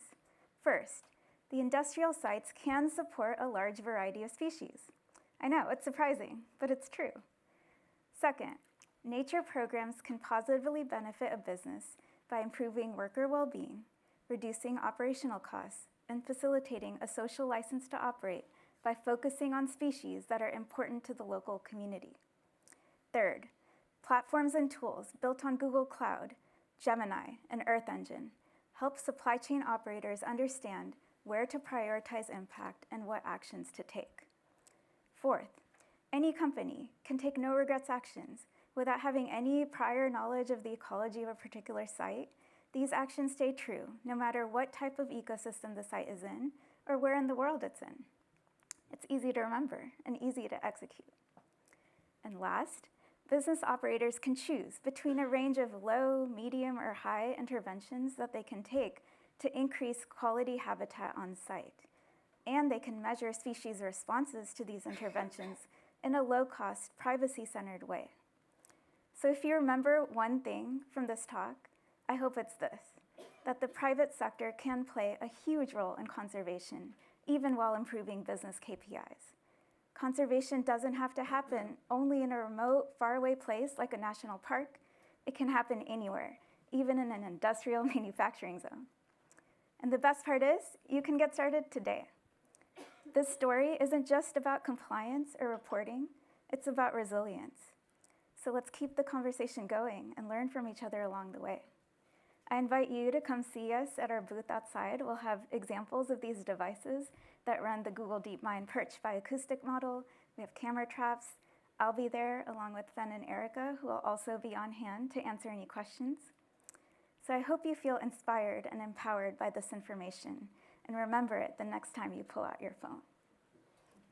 Thank you. And please welcome me in joining Kate Brandt back to the stage.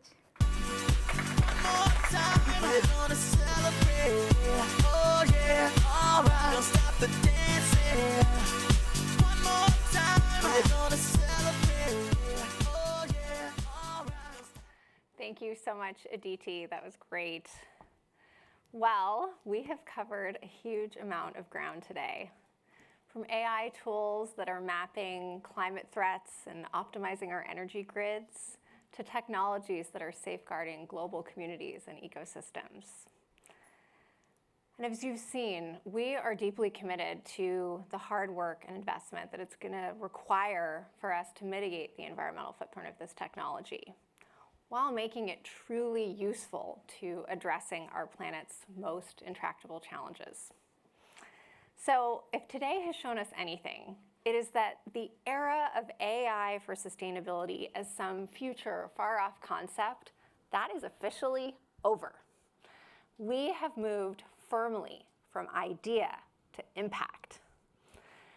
But as one of my Google colleagues recently shared with me, AI can do a lot for the planet, as we've been seeing all day, but it's really only humans that can save it for our future generations. So there is no single organization, and there is certainly no single technology that can address these challenges in isolation. So whether you're an academic, an NGO, an industry leader, a policymaker, every one of you here in this room, you have a critical role to play. And of course, to drive systemic change, we are going to need to mobilize far beyond these walls. And to scale that conversation, that's where platforms like YouTube play a really crucial role. It allows us to democratize access to world-class storytelling as well as to education. And it brings everyone into these solutions. So before we go, I want to share some really powerful work from our partners at Open Planet, including its co-founder, Johnny Hughes, who's here with us today in the audience. And Johnny and his team have an incredible new film that's called How to Live on Earth. It actually premiered last night right here in London in Leicester Square. And it's going to be available to global audiences for free, streaming on YouTube in September. And this film perfectly captures what we have been talking about here today, the spirit of collective action to scale solutions to drive real-world impact. So I again want to thank you all for being here. Thank you for all of your incredible work. Now let's take a look at the trailer.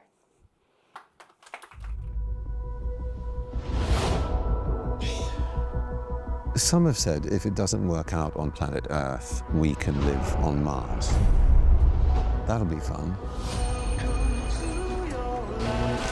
How about first we try to figure out how to live on Earth?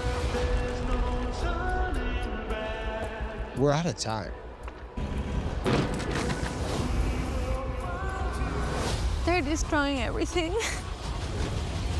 It's time to rethink everything.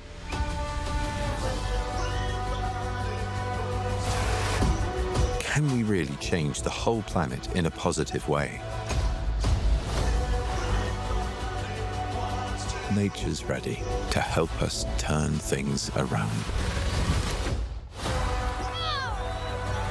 This gives me hope that we can protect nature for the future. This is kind of a blueprint for a future that I want to live in.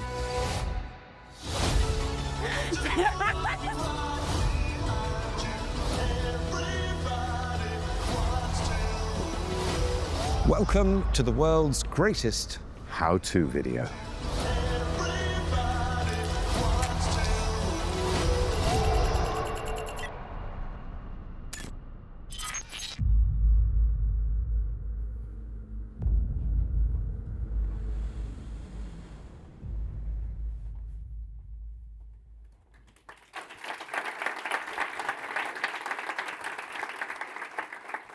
Well, what a high note to end on. So thank you, Kate. Thank you, Benedict. And thank you all. As we said, before we wrap up, I'd like to invite you all to stay with us, have a drink, have a bite to eat, have a conversation, network with others in the roam. There's a bunch of my colleagues here. We'd love to chat with you. Our product teams are also going to be at the interactive demo booth, so please do go and check them out and see how some of these solutions can help you in advancing your own sustainability goals. So thanks very much, and we'll see you all outside.